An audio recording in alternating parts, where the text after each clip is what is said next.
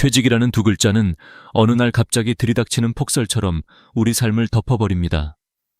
그동안 회사가 나를 필요로 한다는 확신으로 살아왔는데 어느 순간 그 자리에서 밀려나는 듯한 공허함이 몰려옵니다.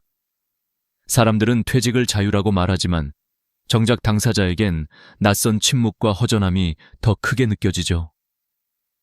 저는 60대 중반에 처음 그 감정을 온몸으로 겪었습니다. 아침 6시에 일어나 출근하던 30년 습관이 단 하루 만에 끊겼을 때 마치 내가 세상에서 해야 할 역할이 없어져 버린 것 같은 느낌이 들었습니다. 그런데 그 감정은 저만의 이야기가 아니었습니다. 많은 70대 선배들이 이렇게 말했습니다. 퇴직 후 첫 1년은 해방감, 둘째 해는 공허함, 셋째 해는 막막함이 찾아온다. 그래서 오늘 저는 가장 많은 선배들이 입을 모아 이야기한 첫 번째 조언, 건강을 지키는 삶으로 돌아가라는 말을 여러분께 전달하려 합니다. 건강은 어느 날 갑자기 무너지는 법이 없습니다. 우리가 미처 신경 쓰지 않았던 작은 습관들이 천천히 몸을 조금씩 갉아먹다가 어느 순간 돌이킬 수 없는 경고음으로 나타날 뿐입니다. 그리고 그 경고는 주로 60대 후반과 70대 초반에 찾아옵니다. 실제로 국내 고령자 건강 통계를 보면 70대의 약 62%가 만성질환 2가지 이상을 가지고 있다는 결과가 있습니다. 걸을 때 무릎이 시큰하고 음식이 잘 씹히지 않고 잠을 자도 피곤하고 귀가 점점 어두워지는 변화는 자연스러운 노화처럼 보이지만 사실은 미리 관리하지 않은 대가라고 말하는 전문가도 많습니다. 그래서 70대 선배들은 입을 모아 이렇게 말했습니다. 퇴직하고 건강 챙기려 하면 늦는다. 50대부터 걸어야 하고 60대부터 치아를 지켜야 한다. 여러분, 걷기는 돈이 들지 않으면서 의학적으로 가장 큰 효과를 가져오는 운동입니다. 하루 30분만 걸어도 심혈관 질환 사망률이 20% 감소하고 당뇨 위험은 30% 낮아진다는 연구 결과가 있습니다. 계단을 오르내릴 필요도 없고 빠르게 걸을 필요도 없습니다. 다만 꾸준히 하면 됩니다. 어느 78세 어르신은 이렇게 말씀하셨습니다. 걸을 수 있다는 건 아직 내가 인생을 누릴 수 있다는 뜻이야. 그런데 건강에서 가장 많은 선배들이 강조한 건 바로 치아였습니다. 왜일까요? 우리가 나이가 들수록 가장 먼저 흔들리는 게 다리가 아니라 치아이기 때문입니다. 치아가 약해지면 단순히 음식이 불편해지는 걸 떠나서 영양 흡수가 떨어지고 근력이 빠르게 감소합니다. 영양 부족으로 근육이 줄어들면 일명 노인성 근감소증이 생기는데 이 병은 낙상 위험을 3배 이상 높이고 사망률까지 끌어올립니다. 70대 선배들은 말합니다. 치아 하나 잘못 관리하면 노후 5년이 힘들어진다. 그래서 50대라면 스케일링을 정기적으로 받고 60대라면 잇몸 치료를 미리 해야 합니다. 문제가 생긴 뒤 치료하려 하면 너무 많은 시간과 비용이 듭니다. 선배들은 또 이렇게 조언했습니다. 내 다리는 내가 지킨다. 내 치아도 내가 지킨다. 대신 둘 다 늦으면 못 지킨다. 저는 그 말이 참 크게 와닿았습니다. 퇴직 이후 삶의 가장 큰 특징은 시간은 늘어나지만 체력은 줄어든다는 사실입니다. 체력이 줄어드는 속도는 우리가 생각하는 것보다 훨씬 빠릅니다. 그래서 70대 선배들은 이렇게 강조합니다. 퇴직 후엔 건강이 전부다. 돈도 취미도 인간관계도 결국 건강 위에 서 있더라.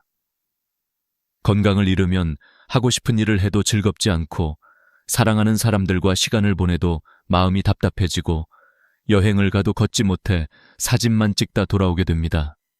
그래서 저는 오늘 여러분께 묻고 싶습니다. 지금 당신의 건강은 안녕하십니까? 지금 당신의 치아는, 지금 당신의 다리는, 지금 당신의 균형 감각은 온전한가요? 퇴직 후 정말 새로운 시작을 하고 싶다면 가장 먼저 해야 할 일은 거창한 계획이 아니라 걷는 것, 씹는 것, 자는 것, 몸을 돌보는 것입니다. 70대 선배들이 이렇게 말합니다. 젊을 때 돌봐준 내 몸이 노년의 나를 살린다. 여러분, 퇴직 후의 삶은 준비된 만큼 풍요롭고 무너진 만큼 답답해집니다. 그리고 그 준비의 출발점은 언제나 건강입니다. 오늘 영상의 첫 번째 조언은 분명합니다. 걷고, 치아를 지키고, 내 몸을 아끼는 것. 그것이 퇴직 후 20년을 지키는 가장 확실한 투자입니다. 오늘의 이야기가 마음에 와닿았다면 지금 당장 신발을 신고 밖으로 나가보세요. 그리고 내일도 걸으세요. 건강은 기다려주지 않습니다. 우리가 먼저 움직여야 합니다. 퇴직 후 삶에서 두 번째로 중요한 주제는 바로 돈입니다. 하지만 우리가 흔히 생각하는 것처럼 많이 벌어야 한다, 많이 모아야 한다는 단순한 이야기가 아닙니다. 70대 선배들이 강조한 건 유난히 더 현실적이고 냉정했습니다. 자식에게 손 벌리지 않을 만큼만 준비해라. 이 한 문장은 짧지만 그 안에 노후의 존엄, 자존심, 삶의 균형에 대한 모든 의미가 담겨 있습니다. 60대에 접어든 한 분은 이렇게 말했습니다. 돈이 많아서 편한 게 아니라 자식에게 말 한마디 부탁하지 않아도 되는 삶이 편한 거다. 이 말은 수십 명의 선배들이 공통적으로 한 말과 정확히 일치합니다. 노후 자금은 많으면 좋지만 핵심은 자유롭게 쓰는 돈이 아니라 남에게 의존하지 않아도 되는 돈입니다. 퇴직 후 가장 많은 사람들이 겪는 착각이 있습니다. 지금 쓰는 생활비가 평생 똑같을 것이다. 하지만 실제 통계는 전혀 다르게 말합니다. 은퇴직 후 5년 정도는 외부 활동이 많아 오히려 지출이 크게 줄지 않지만 70대에 들어서면 생활비가 50 대리 60대의 절반 이하로 떨어집니다. 왜일까요? 소비 욕구가 줄어들고 이동량이 줄고 건강을 신경 쓰기 위해 과도한 소비를 하지 않기 때문입니다. 실제로 70대 고령층 조사에서는 70대 생활비는 60대의 50, 60%면 충분하다는 응답이 절대적으로 많았습니다. 그럼에도 불구하고 많은 사람들이 은퇴 후 가장 먼저 걱정하는 것은 역시 돈입니다. 취업하지 않으면 어떡하지? 돈이 모자라면 어떡하지? 하지만 70대 선배들은 오히려 이렇게 말합니다. 돈 걱정 때문에 불행해지는 사람보다 돈 욕심 때문에 불행해지는 사람이 훨씬 많다. 많은 선배들이 강조했습니다. 은퇴하고 돈 벌겠다고 욕심내면 인생이 망가진다.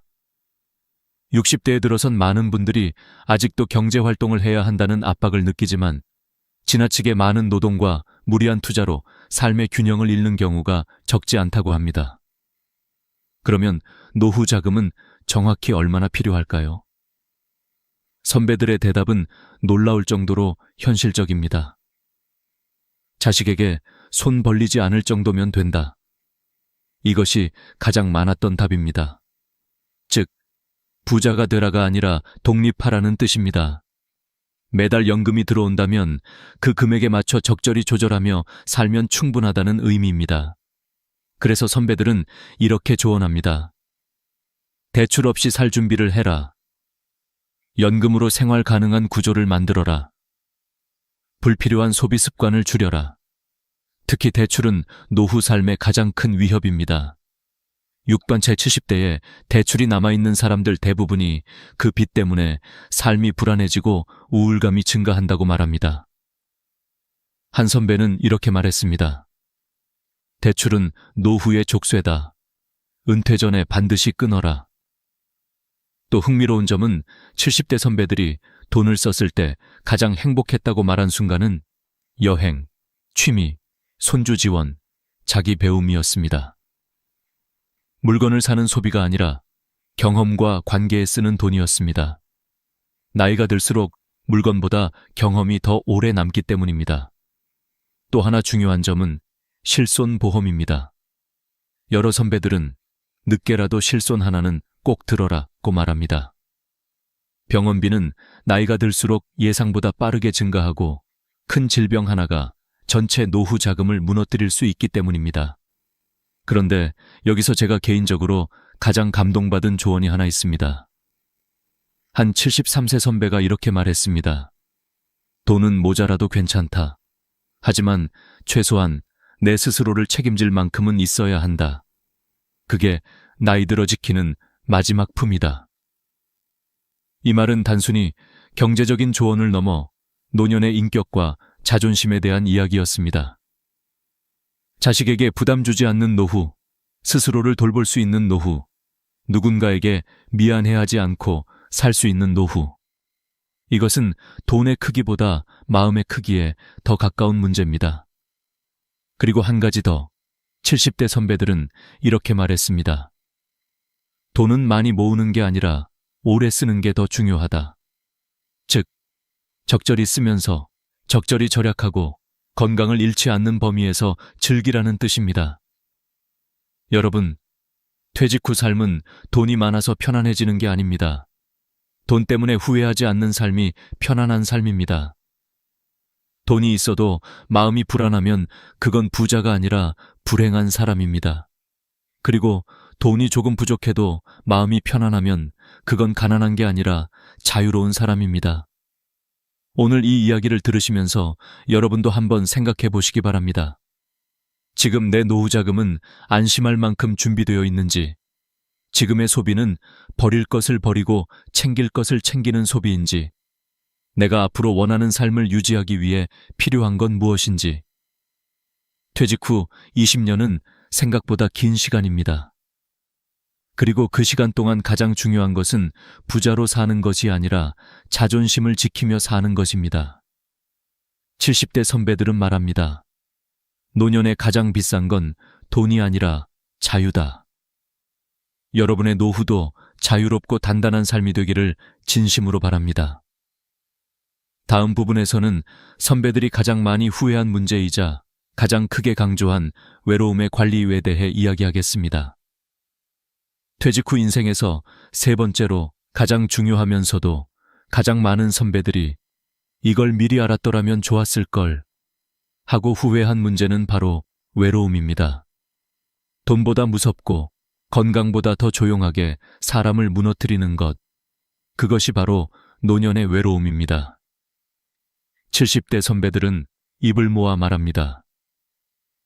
노년엔 돈이 부족해서 무너지는 게 아니라 함께할 사람이 없어서 무너진다. 실제로 많은 연구에서도 노년 우울증의 절대다수 원인이 경제적 문제보다 고립감이라고 밝혀졌습니다.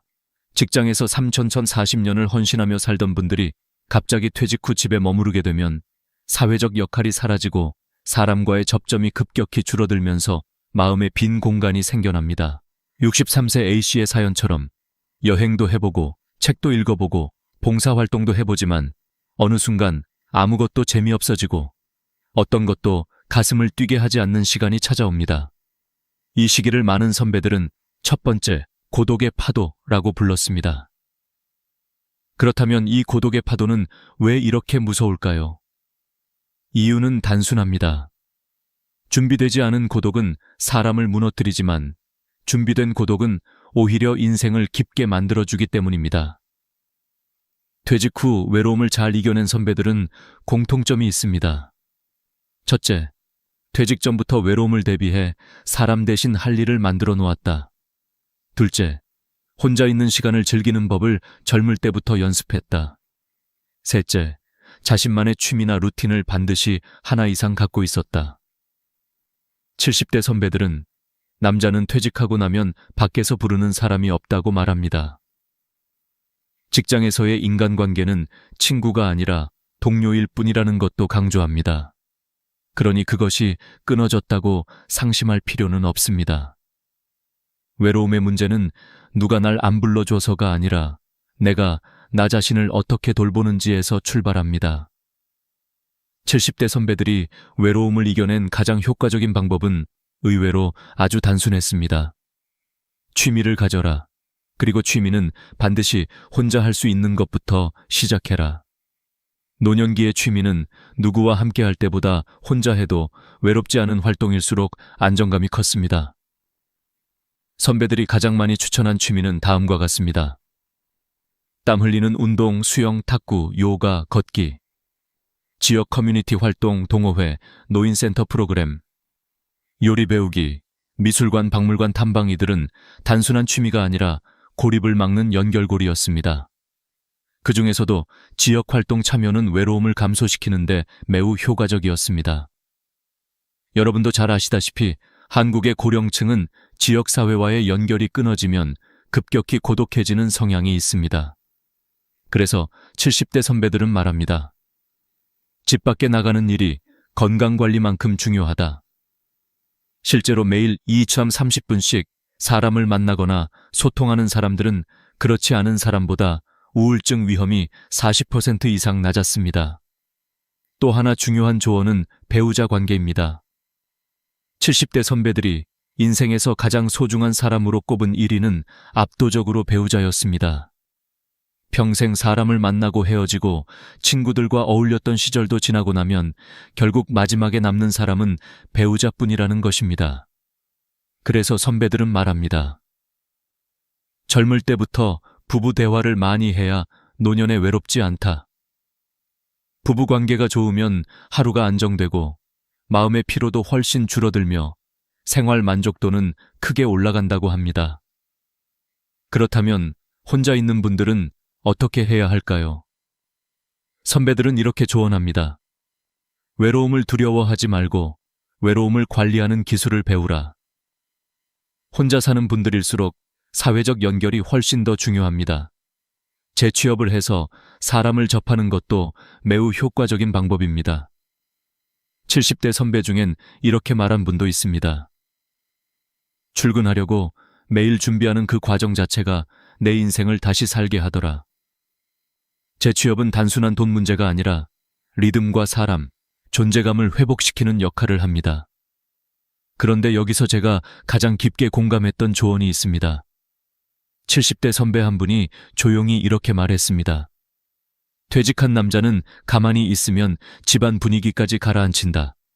누군가 나를 챙겨주길 바라지 말고 내가 먼저 움직여야 한다. 이 말은 외롭지 않기 위한 가장 확실한 방법이 능동적인 삶이라는 점을 강조한 것입니다.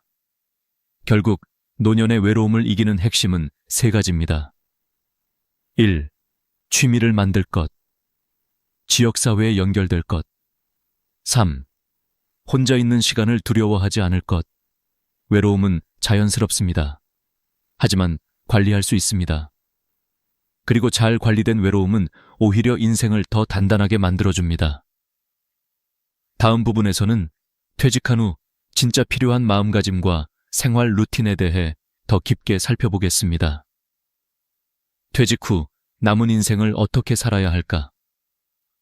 이 질문은 누구에게나 막막하지만 70대 선배들의 공통된 대답에는 한 가지 중요한 진리가 숨어 있었습니다. 바로 퇴직 후의 삶은 내가 나를 어떻게 대하느냐에 따라 완전히 달라진다. 는 점입니다. 많은 사람들이 퇴직을 하면 세상이 갑자기 조용해졌다고 말합니다. 아침마다 울리던 알람이 사라지고 부장님이 부르는 소리도 동료들의 대화도 들리지 않습니다. 처음엔 그 자유가 달콤하지만 시간이 지나면 그 빈자리에서 이상한 허탈감이 밀려옵니다. 이때 중요한 건 그 빈자리를 무엇으로 채우느냐입니다. 잘 채우면 인생 2막이 시작되지만 못 채우면 우울과 무기력에 잠식됩니다. 70대 선배들은 이렇게 강조합니다. 퇴직 후의 핵심은 외부가 아니라 내부다.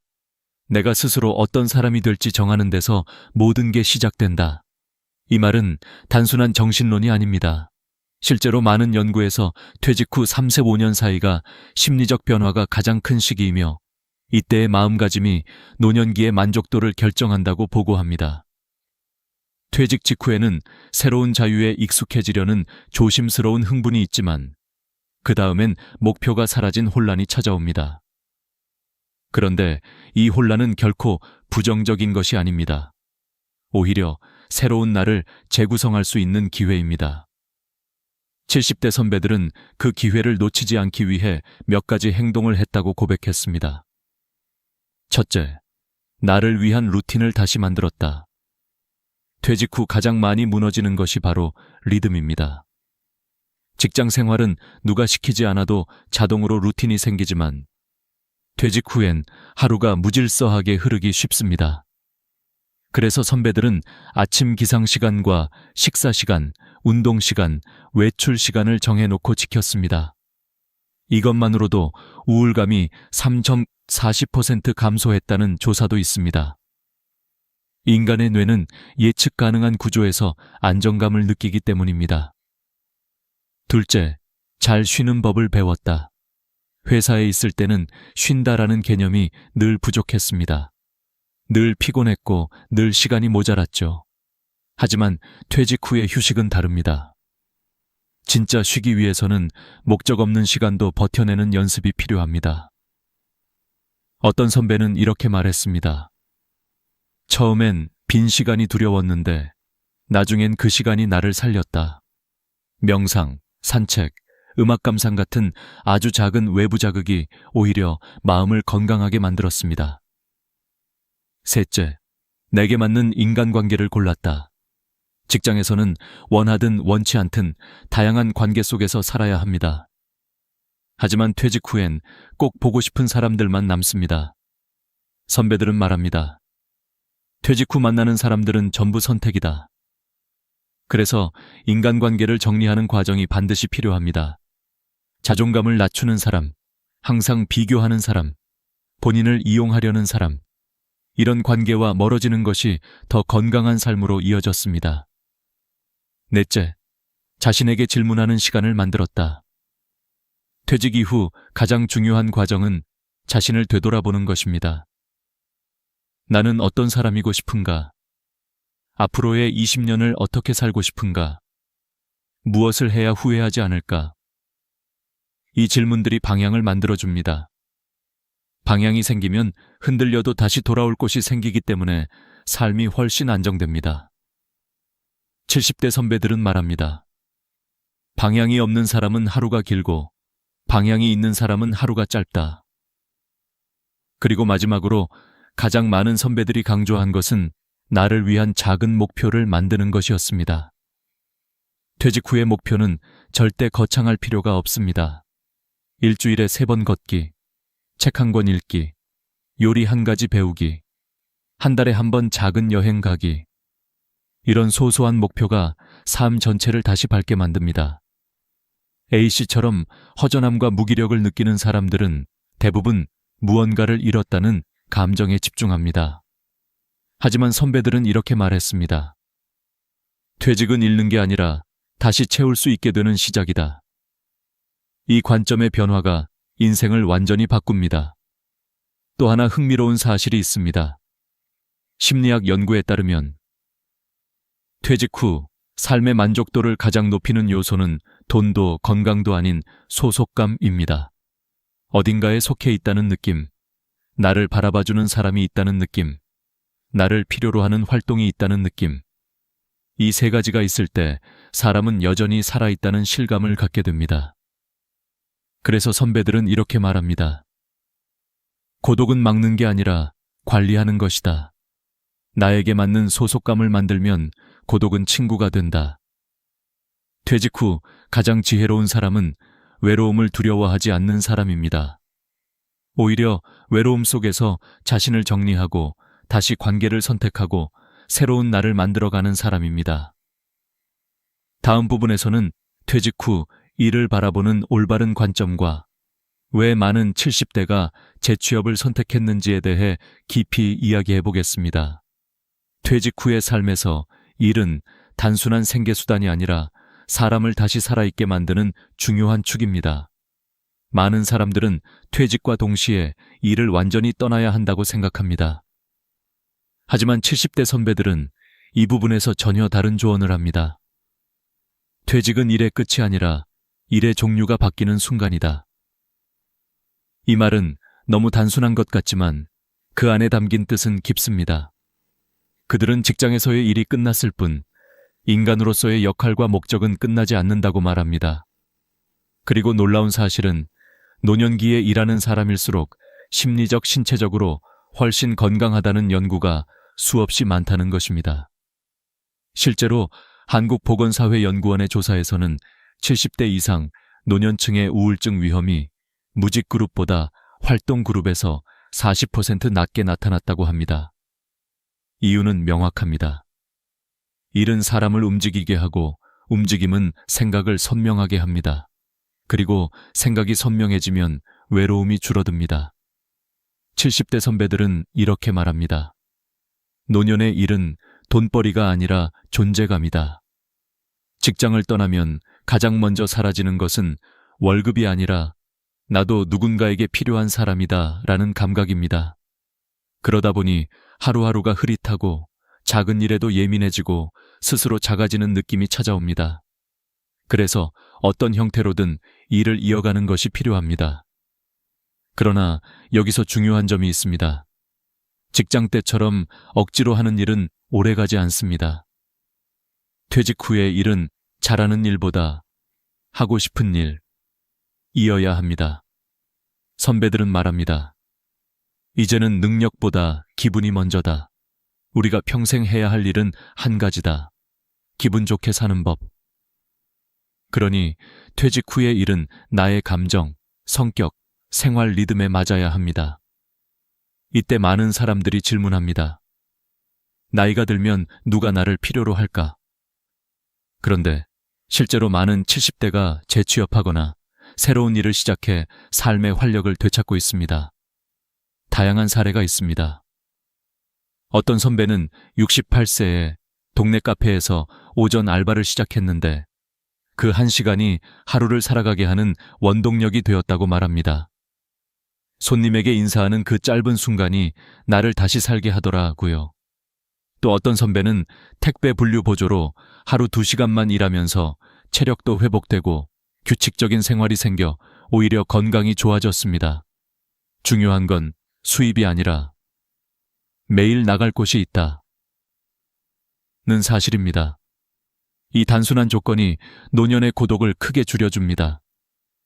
그런데 일의 형태는 꼭 직업일 필요도 없습니다. 누군가는 동네 커뮤니티에서 봉사활동을 하며 일의 의미를 되찾고 누군가는 한 달에 2번 지역 도서관에서 아이들을 가르치며 삶의 보람을 느낍니다. 누군가는 아파트 경로당에서 탁구 동아리 운영을 맡아 리더 역할을 하며 활력을 얻습니다. 이런 활동은 모두 일의 한 형태입니다. 우리가 일이라고 말할 때 반드시 돈이 오갈 필요는 없습니다. 중요한 건 사회적 연결감, 그리고 내가 누군가에게 필요한 존재라는 느낌입니다.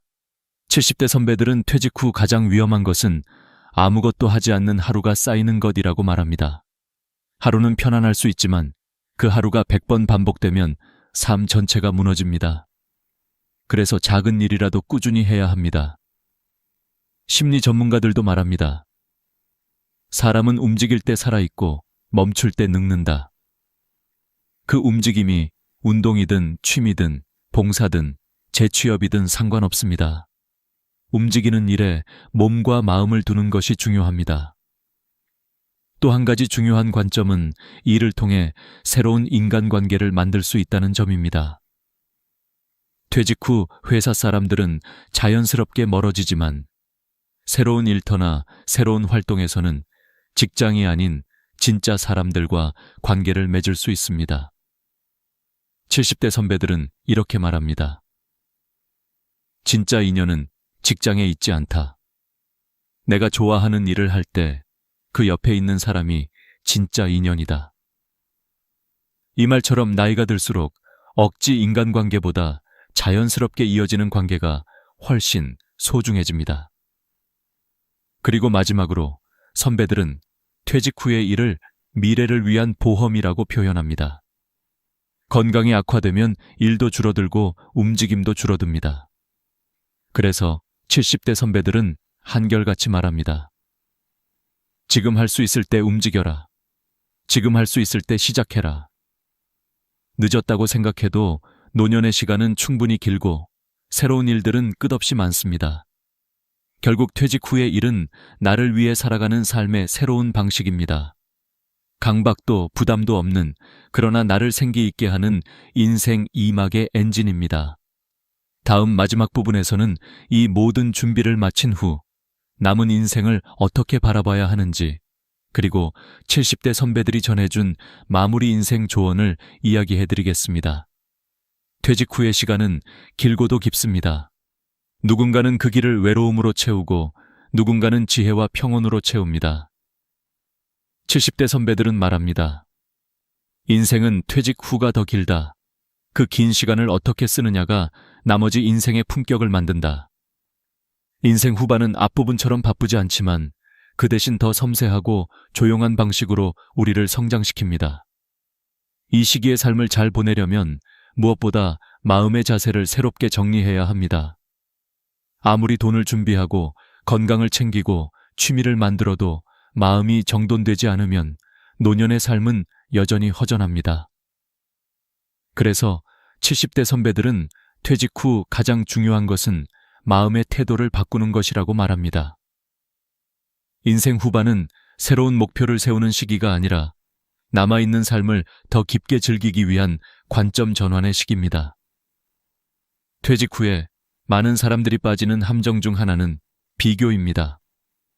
내 친구는 아직도 일하는데 나는 뭐 하고 있지? 저 사람은 손주들과 행복해 보이는데 나는 왜?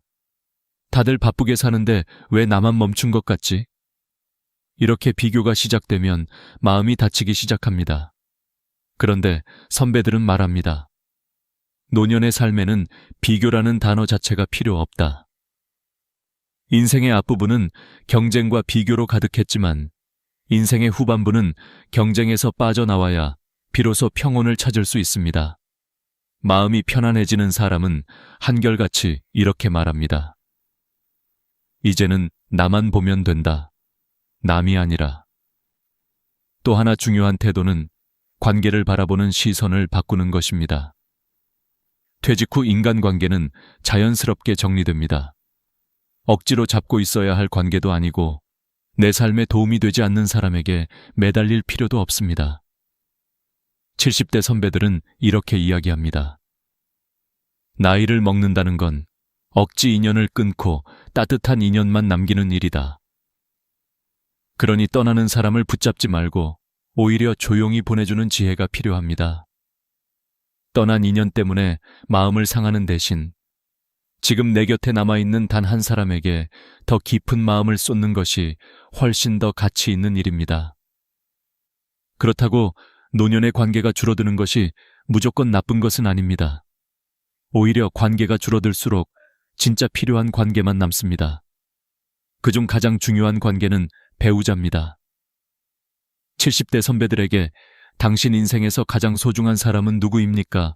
라고 물으면 열의 7은 배우자라고 답합니다. 이유는 단순합니다. 결국 노년의 가장 긴 시간을 함께 보내는 사람은 배우자이기 때문입니다. 그래서 선배들은 말합니다. 노년의 가장 지혜로운 사람은 배우자를 이해하려는 사람이다.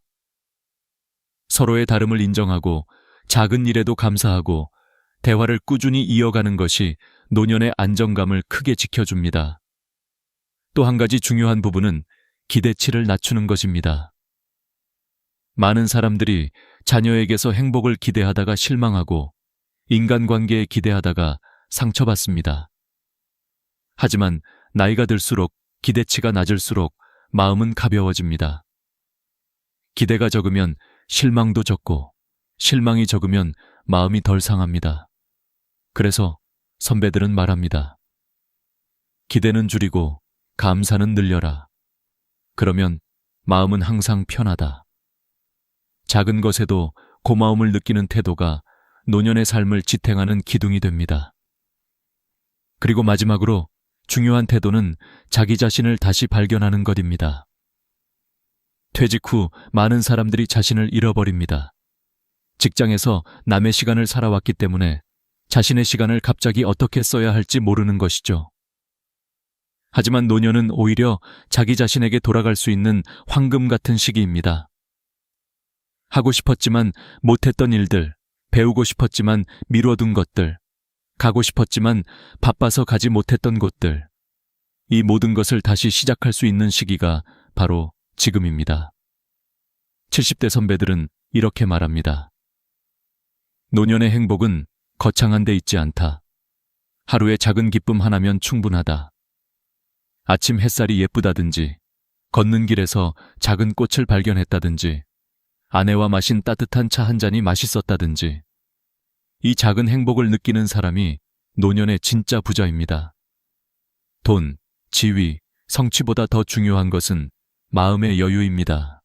마음이 여유로우면 하루가 평화롭고, 하루가 평화로우면 인생 전체가 따뜻해집니다. 마지막으로 70대 선배들의 조언을 하나로 정리하면 이렇습니다. 퇴직 후의 삶은 줄어드는 것이 아니라 깊어지는 것이다. 건강을 지키고 돈을 준비하고 외로움을 이겨낼 일과 취미를 갖는 것. 그리고 마지막으로 마음의 태도를 바르게 조정하는 것. 이 네 가지가 인생 후반의 품격을 결정합니다. 오늘 이야기의 마지막 문장을 선배들은 이렇게 남깁니다. 지금부터라도 삶을 두려워하지 말고 당신이 원하는 인생을 다시 써라. 남은 시간은 충분하고 새로운 길은 언제든 열려 있습니다. 당신의 노년이 더 깊고 더 단단해지기를 진심으로 바랍니다. 오늘도 끝까지 함께 해주셔서 감사합니다. 구독과 좋아요 눌러주시고 이 영상을 주변의 소중한 분들과 함께 나눠주신다면 더 많은 분들이 따뜻한 노년을 준비할 수 있을 것입니다. 퇴직도 아니고 큰 병도 아닌데 어느 날 갑자기 마음이 무거워지는 순간이 있습니다. 씨에게 그 순간은 67세가 되던 해 20년 넘게 함께한 친구들을 만나고 돌아오는 길에 찾아왔습니다. 학교 시절부터 이어져 온 정미경, 이순희, 박영자. 평생 친구라 믿었고 가족만큼 소중하다 여겼던 사람들이었습니다. 매주 토요일마다 만나 커피를 마시고 식사를 하고 등산을 하며 시간을 보냈습니다. 서로의 기쁨과 슬픔을 나누고 자식 문제, 집안일, 건강 걱정까지 모두 공유하며 친구는 평생 가는 것이라는 말을 믿고 살아왔습니다. 하지만 어느 날 카페에 앉아 친구들의 이야기를 듣는 동안 씨는 알 수 없는 피로감에 짓눌렸습니다. 미경은 딸의 이혼 이야기를 또다시 반복했고 순이는 며느리에 대한 불만을 끝없이 쏟아냈으며 영자는 결혼하지 않은 아들 이야기를 늘어놓았습니다. 대화는 늘 그랬습니다. 불평, 한숨, 비교, 걱정, 그리고 다시 불평. 놀라운 건 그 어느 누구도 서로에게 변화나 위로를 주지 못한 채 똑같은 말을 계속 반복한다는 사실이었습니다. 씨는 조용히 듣기만 했습니다. 자신의 이야기는 꺼낼 기회조차 없었고 말하려 해도 다른 사람의 불평이 끼어들었습니다. 3시간 가까이 앉아 있다가 집으로 돌아가는 길, 묘한 허전함이 가슴에 걸렸습니다. 왜 이렇게 피곤하지? 친구를 만나고 오면 기분이 좋아야 하는데. 씨는 스스로에게 물었지만 명확한 답은 떠오르지 않았습니다. 다만 분명한 건 이 만남이 점점 즐겁지 않다는 사실뿐이었습니다. 며칠 뒤 미경에게서 전화가 왔습니다. 토요일에 언제나처럼 볼까? 씨는 처음으로 거짓말을 했습니다. 이번 주는 좀 바빠. 특별히 바쁜 일은 없었습니다. 그저 만나고 싶지 않았을 뿐이었습니다. 거짓말을 하고 전화를 끊는 순간 마음이 한없이 가벼워지는 동시에 미안함이 몰려왔습니다. 20년 동안 단 한 번도 피한 적 없었는데 이제 와서 도망치듯 거리를 둔다는 것이 스스로도 낯설었습니다. 하지만 그 낯설미 이상하게 편안했습니다. 시간이 조금 더 지나자 순이가 단체 카톡방에 등산을 가자고 메시지를 보냈습니다. 씨는 답장을 하지 않았습니다. 마음이 무겁고 말 한마디도 하기 싫었습니다. 그러자 미경이 다시 물었습니다. 옥자, 요즘 바쁜가 봐. 무슨 일 있어? 씨는 휴대폰을 내려놓고 깊은 한숨을 쉬었습니다. 설명할 수 없는 감정, 정리되지 않은 마음, 그리고 이유 없는 피로감. 친구들이 잘못한 것도 아니고 자신이 크게 변한 것도 아닌데 왜 일이 힘들까? 남편에게 살짝 털어놓았지만 남편조차 정확한 이유는 모르겠다고 했습니다. 20년의 시간이 갑자기 무거운 짐처럼 어깨에 얹힌 듯 했습니다. 한 달 동안 씨는 친구들의 연락을 받지 않았습니다. 카톡도 읽지 않았고 전화도 받지 않았습니다. 그 사이 친구들은 걱정했고 단체방엔 옥자 아픈 거 아니냐는 질문이 쏟아졌습니다. 그러나 씨는 답하지 않았습니다. 어떻게 말해야 할지 몰랐기 때문입니다. 너희가 불편해. 이 말은 말할 수 없었습니다. 억지로 거짓말을 하기도 싫었습니다. 그러던 어느 날 초인종이 울렸습니다. 문을 열자 미경이 서 있었습니다. 표정은 걱정과 불안으로 가득했습니다. 왜 연락이 안 돼? 무슨 일 있는 거야? 씨는 차를 내오며 억지 웃음을 지었습니다. 그냥 좀 쉬고 싶어서, 몸이 안 좋아서. 하지만 미경은 쉽게 납득하지 않았습니다. 우리가 뭐라도 잘못했어. 말해줘. 그 질문은 씨에게 칼처럼 날카롭게 꽂혔습니다. 하지만 대답할 수 없었습니다. 친구들이 잘못한 건 아니었으니까요. 그냥 자신이 지쳐 있었을 뿐이었습니다. 미경은 실망한 얼굴로 돌아갔고 씨는 문이 닫히자마자 무너져 내릴 듯한 감정에 잠시 주저앉았습니다. 이젠 정말 어쩌지? 관계를 정리해야 할까? 아니면 예전처럼 돌아가야 할까? 씨는 스스로에게 물었습니다. 67년의 인생 동안 친구가 전부라 믿고 살아왔는데 이제 와서 그 관계가 무너지는 느낌이 너무나 낯설고 두려웠습니다. 하지만 한 가지는 분명했습니다. 지금 이대로는 행복하지 않다는 것, 무언가를 바꿔야 한다는 것. 처음으로 씨는 평생 지켜온 친구는 평생 가는 것이라는 믿음에 균열이 생기고 있음을 알아차렸습니다. 그것은 충격이었지만 동시에 새로운 시작이 될지도 모를 작은 흔들림이었습니다. 퇴직도 아니고 건강에도 큰 문제가 없는데 어느 날 갑자기 사람이 지치는 순간이 있습니다. 옥자 씨에게 그 순간은 친구들의 반복된 불평과 한숨 속에서 시작되었습니다. 몸이 아픈 것도 아니고 특별히 큰 사건이 있었던 것도 아닌데 만남이 끝날 때마다 마음이 축 처지고 집에 돌아와서도 기운이 나지 않았습니다. 예전엔 친구를 만나면 다음 약속을 기다렸지만 요즘은 친구를 만나야 할 토요일이 오기만 해도 마음이 무거워졌습니다. 왜 이렇게 피곤하지? 씨는 이유를 모르면서도 점점 친구들의 전화를 피하게 되었습니다.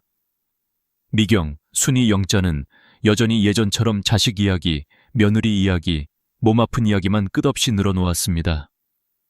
하지만 그 이야기를 들으며 씨는 위로받기는커녕 더 지쳐갔습니다. 어느 순간 씨는 깨달았습니다.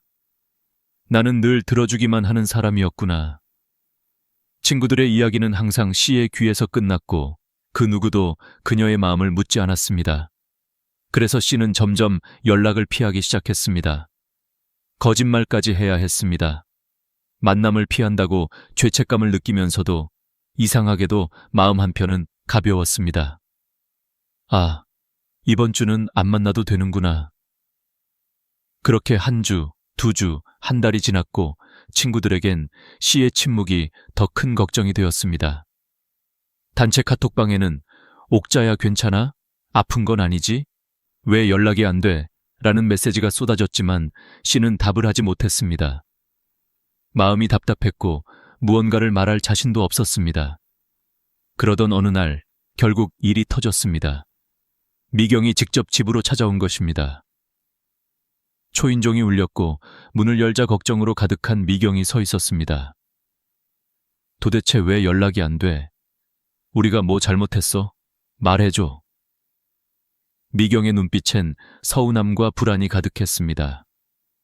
씨는 차를 내오며 웃는 척했지만 손끝이 떨렸습니다. 그냥 요즘 좀 쉬고 싶어서. 하지만 미경은 쉽게 물러나지 않았습니다.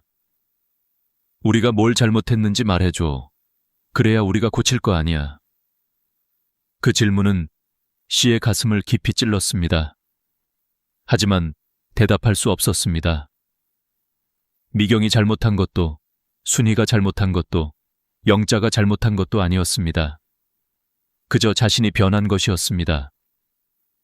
그러나 그 변화를 설명할 말이 없었습니다. 미안, 그냥 혼자 있고 싶었어. 그 말밖에 할 수 없었습니다. 미경은 씁쓸한 표정으로 돌아갔고 씨는 문을 닫자마자 깊게 한숨을 내쉬었습니다. 이제 정말 어떻게 해야 하지? 계속 도망칠 수도 없고 다시 예전처럼 지낼 수도 없고 마음은 더 복잡해졌습니다. 결국 친구들과의 관계가 흔들리기 시작한 것입니다. 며칠 뒤 단체 카톡방에 또 메시지가 왔습니다. 다음 주 목요일 미경 생일 모임을 한다며 꼭 오라는 내용이었습니다. 가야 하나, 말아야 하나. 씨는 고민 끝에 참석하기로 했습니다. 피하고만 있을 수는 없었습니다. 생일날 씨는 식당에 들어섰고 친구들은 반갑게 맞이했습니다. 하지만 예전의 따뜻함은 없었습니다. 분위기는 어딘가 어색했고 친구들의 시선은 씨를 조심히 탐색했습니다. 식사가 시작되고 순이가 입을 열었습니다. 옥자야, 무슨 일 있는 거지? 한 달 넘게 연락을 안 하니까 우리도 걱정되잖아. 미경도 말했다. 우리 항상 토요일에 만나잖아. 갑자기 연락을 끊으면. 씨는 더 이상 도망칠 수 없다는 걸 알았습니다. 하지만 솔직하게 말할 용기도 없었습니다. 그저 짧게 대답했습니다. 그냥 요즘 혼자 있고 싶었어. 그 말은 순식간에 분위기를 얼어붙게 만들었습니다. 씨도 알았습니다. 친구들이 듣고 싶었던 대답이 아니라는 걸. 식사가 끝나고 미경이 씨를 따로 불렀습니다. 우리 뭐 잘못했어? 말해줘. 아프게 한 게 있다면 고칠게. 미경의 눈동자는 흔들렸습니다. 진심이 느껴졌습니다. 하지만 씨의 마음도 진심이었습니다. 미안해. 그냥 예전하고 달라졌어. 나도 왜 그런지 모르겠어. 그 한마디가 미경에게는 일종의 선고 같았습니다. 미경은 말없이 고개만 끄덕였고 두 사람 사이에는 설명할 수 없는 벽이 생겼습니다. 집으로 돌아가는 길, 씨는 남편에게 모든 이야기를 털어놓았습니다. 남편은 조용히 고개를 끄덕이며 말했습니다. 그럴 수 있지. 사람도 변하고 관계도 변하는 거야. 20년이라고 다 유지되는 건 아니야. 억지로 맞추다 보면 더 힘들어져. 그 말은 씨의 가슴에 깊이 박혔습니다. 평생 가야 한다고 믿었던 건 사실 내 생각이었을 뿐일까? 다음 날 씨는 혼자 카페에 갔습니다. 조용히 창가에 앉아 커피를 마셨습니다. 친구들과 있을 때는 들리지 않던 새소리, 바람소리가 들렸습니다. 아무도 불평하지 않았고 누구도 그녀에게 기대지 않았습니다. 그 조용함이 처음엔 낯설었지만 점점 편안해졌습니다.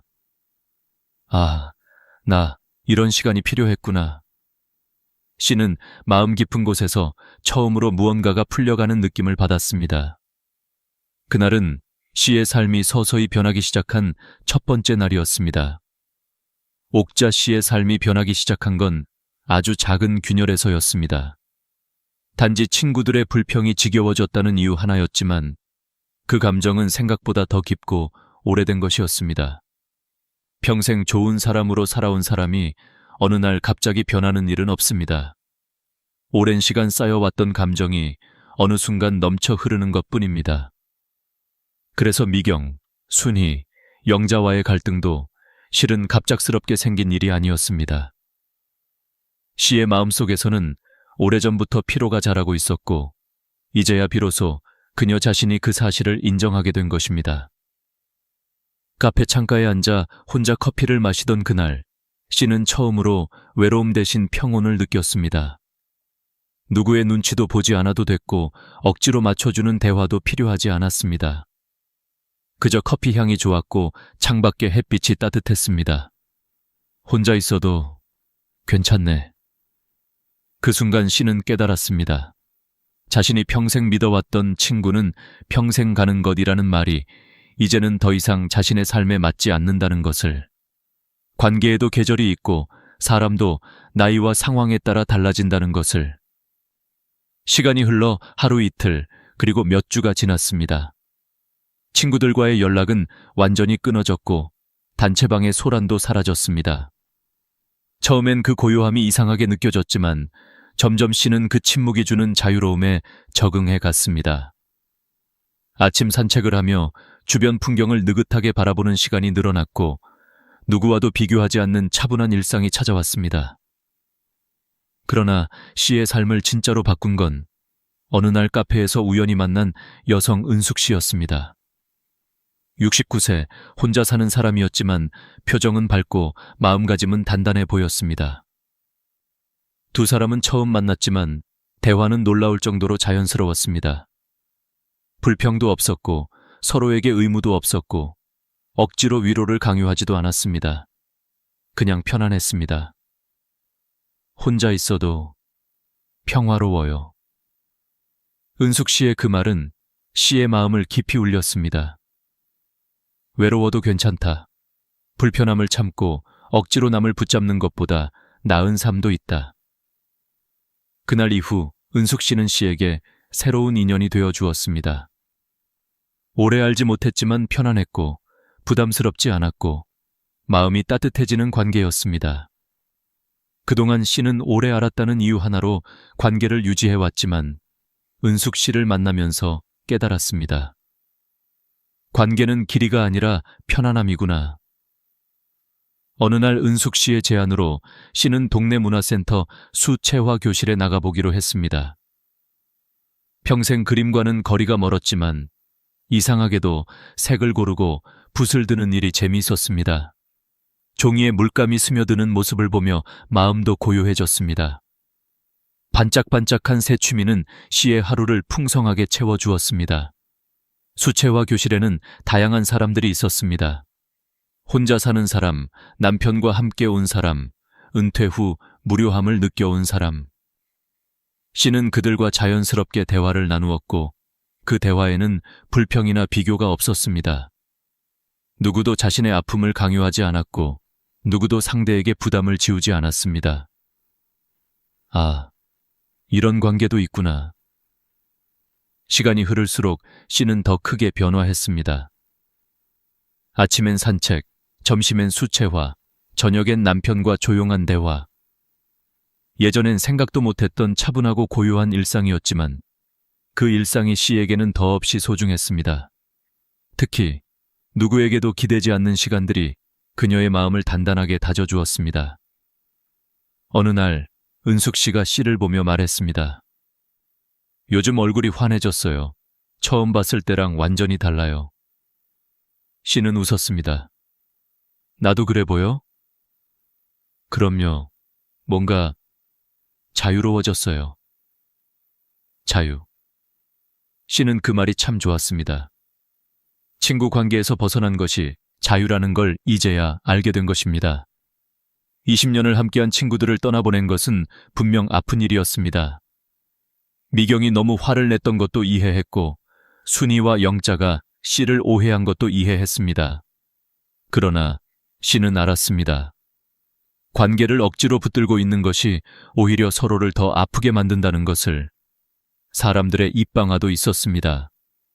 옥자가 이상해졌다더라, 친구들을 버렸다더라 같은 말들도 들렸습니다. 하지만 씨는 흔들리지 않았습니다. 그 말들은 그들의 입에서 끝나는 이야기였고 씨의 삶은 씨가 지켜야 했습니다.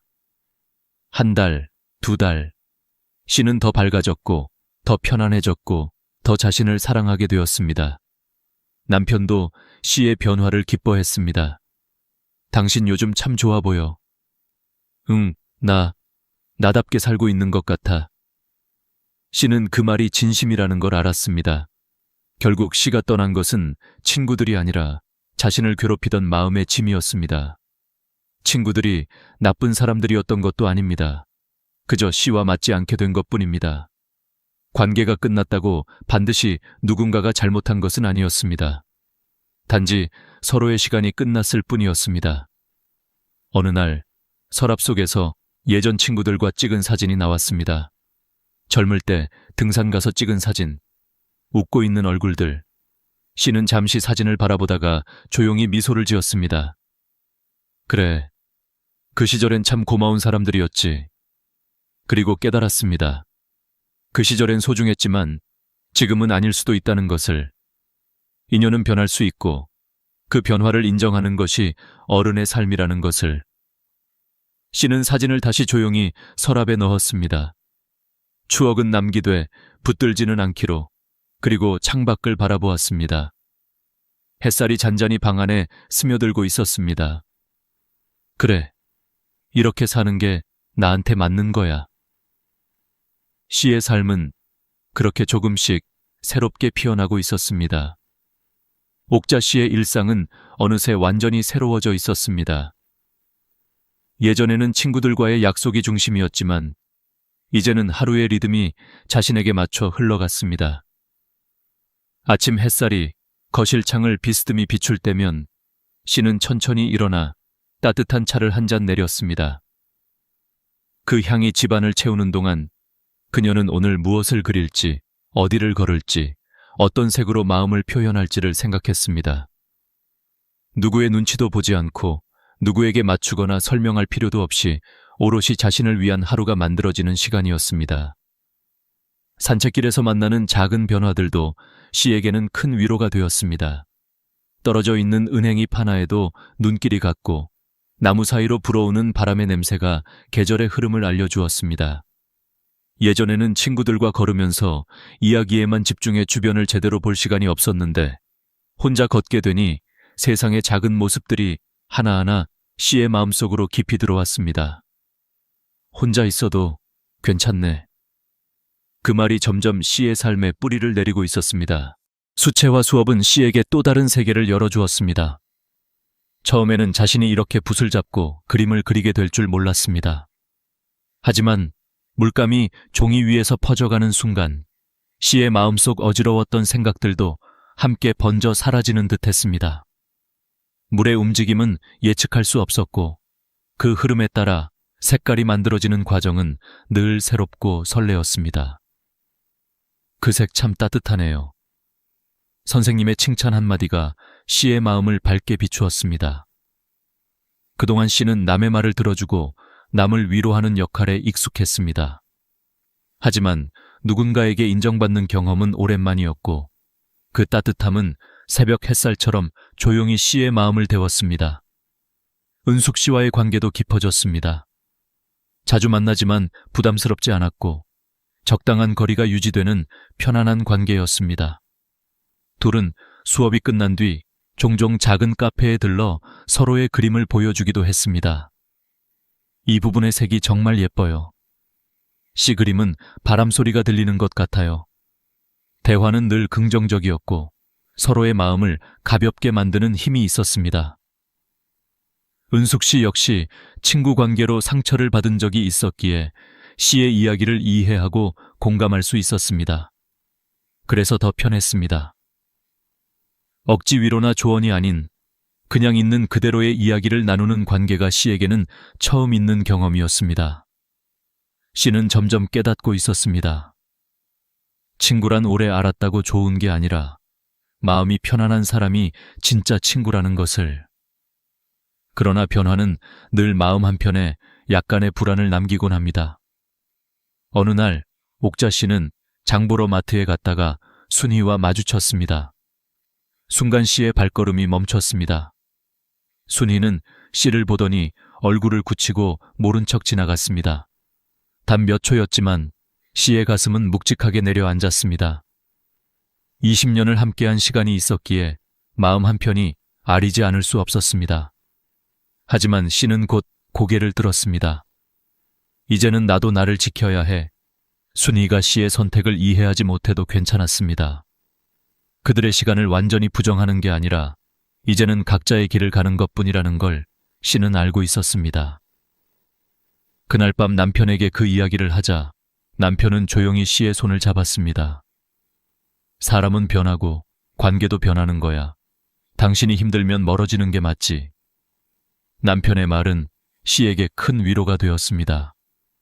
오래된 관계를 잘라내는 건 결코 쉬운 일이 아닙니다. 그러나 씨는 자신을 위해 용기를 냈다는 걸 잘 알고 있었습니다. 시간이 조금 더 흐르자 씨의 마음은 괴로움보다 평온함이 더 많아졌습니다. 수채화를 그리는 시간이 길어졌고 작품도 하나둘 늘었습니다. 집안 벽에 붙여진 자신의 그림들을 보면서 씨는 생각했습니다. 나도 이렇게 뭔가를 만들어낼 수 있구나. 손끝에서 시작된 색채들이 나만의 풍경이 되고 나만의 감정이 되는 놀라운 경험은 씨의 자존감을 단단하게 세워줬습니다. 당신 요즘 참 행복해 보여. 남편의 말처럼 씨는 이전보다 훨씬 밝았습니다. 억지 미소가 아니라 진짜 웃음을 짓는 날이 많아졌습니다. 그동안 평생 남을 챙기며 살아온 씨는 처음으로 자신을 챙기고 있었습니다. 그러던 어느 날 은숙 씨가 여행을 제안했습니다. 강릉 가볼까요? 바다 보고 오면 좋겠어요. 예전 같았으면 씨는 부담부터 느꼈을 것입니다. 누가 비용을 더 냈네, 누가 불편을 만들었네. 그런 생각에 여행조차 스트레스였으니까요. 그러나 은숙 씨와의 여행은 상상만 해도 편안했습니다. 그래서 씨는 웃으며 대답했습니다. 좋아요, 같이 가요. 강릉 바다는 언제나 씨처럼 새롭게 변하는 사람들에게 묘한 기운을 주는 곳이었습니다. 기차 창밖 풍경을 보며 두 사람은 조용히 이야기를 나누었고 바닷바람을 맞으며 마신 커피는 유난히 따뜻했습니다. 해변을 천천히 걸으면서 씨는 마음속에 오래 남아있던 불안을 조금씩 내려놓았습니다. 억지로 관계를 이어가려 끌어안고 있던 감정들이 바람 속으로 흩어져 사라지는 것 같았습니다. 여행에서 돌아오던 날 씨는 느꼈습니다. 이게 진짜 여행이구나. 피곤하지 않은 여행, 억지로 만들어진 즐거움이 아닌 진짜 편안함이 있는 여행. 그 감정은 씨를 더 단단하게 만들었습니다. 집으로 돌아왔을 때 남편은 씨를 바라보며 말했습니다. 당신, 정말 잘한 선택 같아.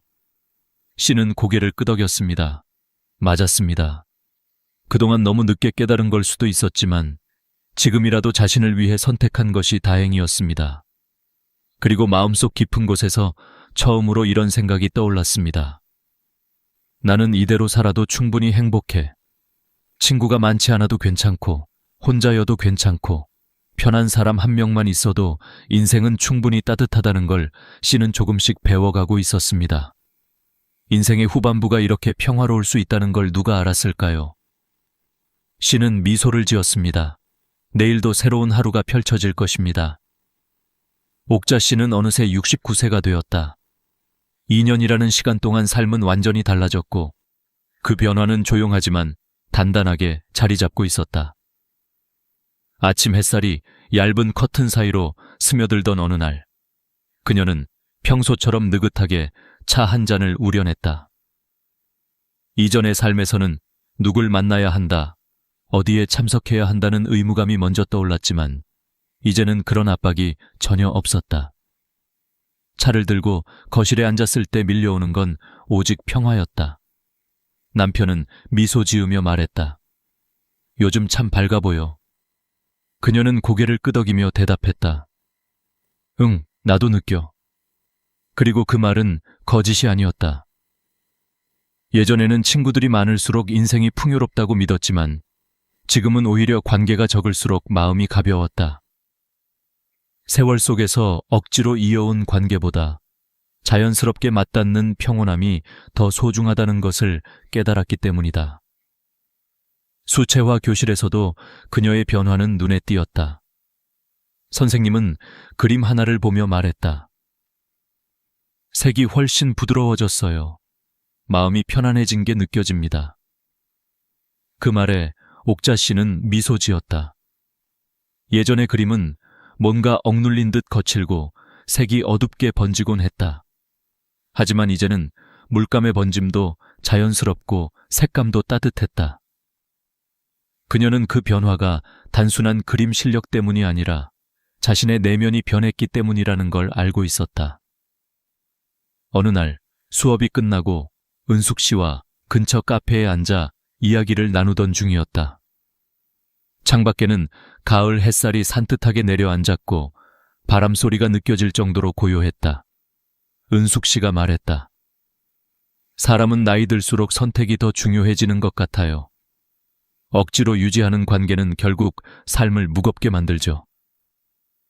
옥자 씨는 조용히 컵을 내려놓으며 대답했다. 맞아. 난 그걸 늦게 알았어. 은숙 씨는 고개를 끄덕이며 따뜻하게 미소 지었다. 늦게 알아도 괜찮아요. 알게 된 게 중요하지. 그 순간 옥자 씨는 자신이 얼마나 성장했는지를 깨닫게 되었다. 예전의 그녀였다면 누군가에게 미안할까봐, 상처받을까봐 관계를 억지로 붙잡고 있었을 것이다. 하지만 이제는 마음이 시키는 방향을 따르는 법을 배웠다. 어느 오후 혼자 공원 벤치에 앉아 스케치를 하고 있을 때였다. 바람이 잔잔히 불어와 나무짚이 흔들렸고 햇빛은 붓끝에서 부서지는 것처럼 빛났다. 그런데 문득 멀리서 누군가 다가오는 모습이 보였다. 가까워지자 익숙한 얼굴이 눈에 들어왔다. 순이였다. 20년 동안 가장 가까웠던 친구 중 한 사람, 그리고 가장 멀어진 사람. 순간 옥자 씨의 손끝이 멈췄다. 순이는 잠시 머뭇거리더니 조심스레 인사를 건넸다. 잘 지냈어? 말투는 어색했고 눈빛에는 여러 감정이 섞여 있었다. 서운함, 서먹함, 그리고 어쩌면 후회 같은 것. 옥자 씨는 잠시 숨을 골랐다. 너는? 순이는 고개를 끄덕이며 옆에 앉았다. 그리고 한참 동안 말이 없었다. 바람 소리만 둘 사이를 지나갔다. 그러다 순이가 조용히 입을 열었다. 그때 너한테 너무 기대했던 것 같아. 네가 당연히 들어줄 거라고, 늘 우리랑 같이 있을 거라고, 그렇게 생각했던 것 같아. 그 말은 예상치 못한 진심이었다. 그리고 오랜 시간 누적된 감정이 결이 바뀌는 소리가 들리는 듯했다. 옥자 씨는 부드럽게 대답했다. 우리 서로 너무 익숙해져서 서로의 힘듦보다 습관을 먼저 생각했던 것 같아. 둘은 동시에 조용히 웃었다. 아주 작고 아주 조심스러운 미소. 이 만남이 관계 회복의 시작일지 그저 마지막 인사일지는 알 수 없었다. 하지만 한 가지는 확실했다. 이제는 서로를 억지로 붙잡을 필요가 없다는 것. 선택과 거리의 중요성을 두 사람 모두 알고 있었기 때문이다.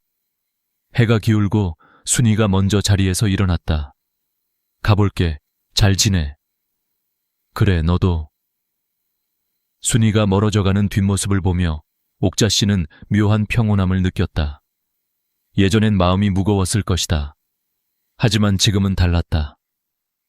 사람은 서로에게 머물 수도 있고 떠날 수도 있고 다시 만날 수도 있다.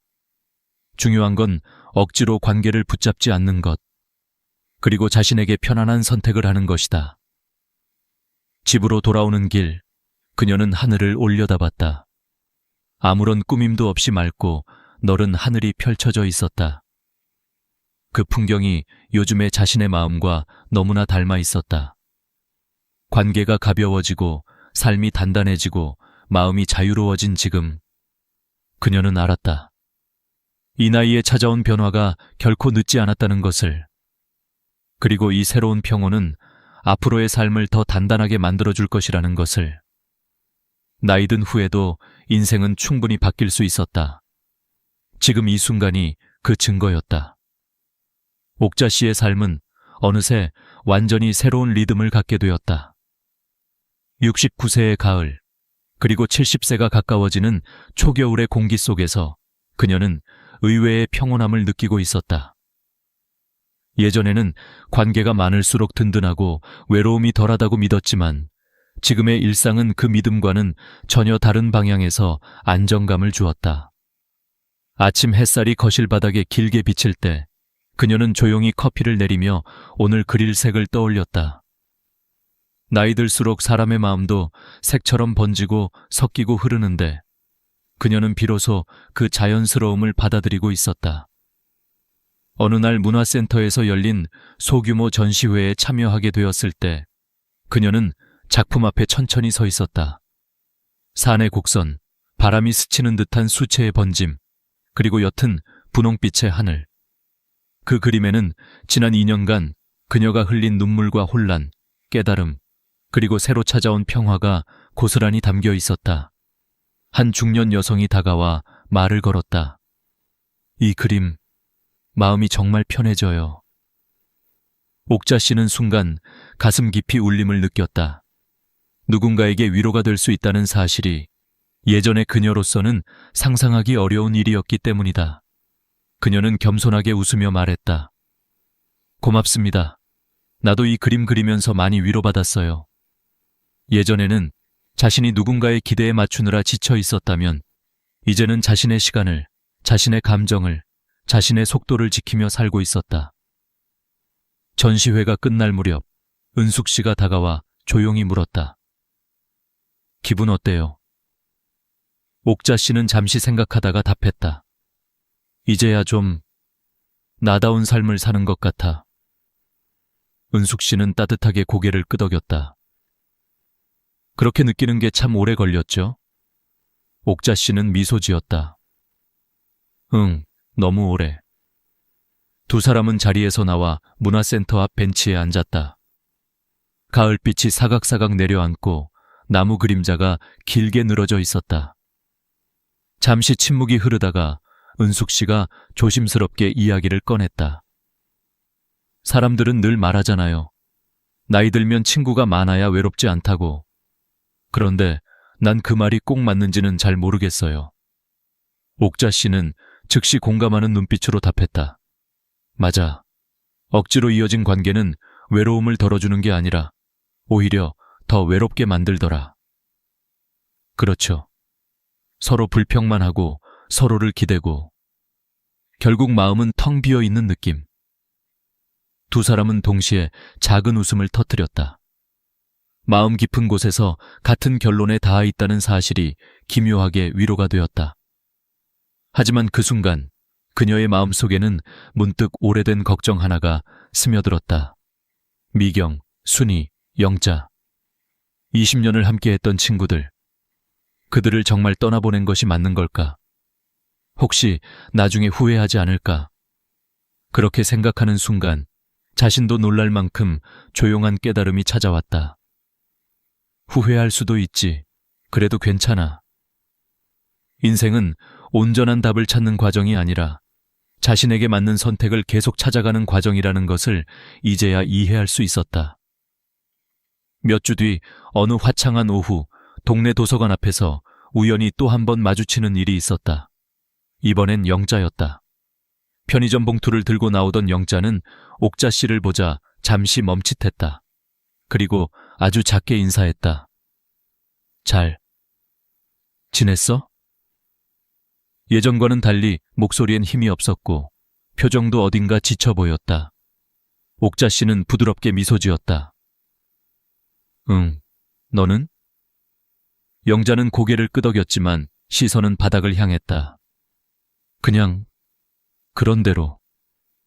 두 사람 사이에 어색한 침묵이 흘렀다. 하지만 예전처럼 마음이 불편하거나 죄책감이 밀려오진 않았다. 오히려 묘한 이해와 여유가 생겨 있었다. 영자가 조용히 말을 이었다. 너 행복해 보여. 그 말이 예상치 못한 순간 그녀를 찔렀다. 고마움, 미안함, 그리고 조금의 서운함이 뒤섞여 있지만 결국 가장 크게 느껴진 건 이해였다. 옥자 씨는 단정하게 대답했다. 응, 많이 편안해졌어. 영자는 짧게 숨을 들이켰다.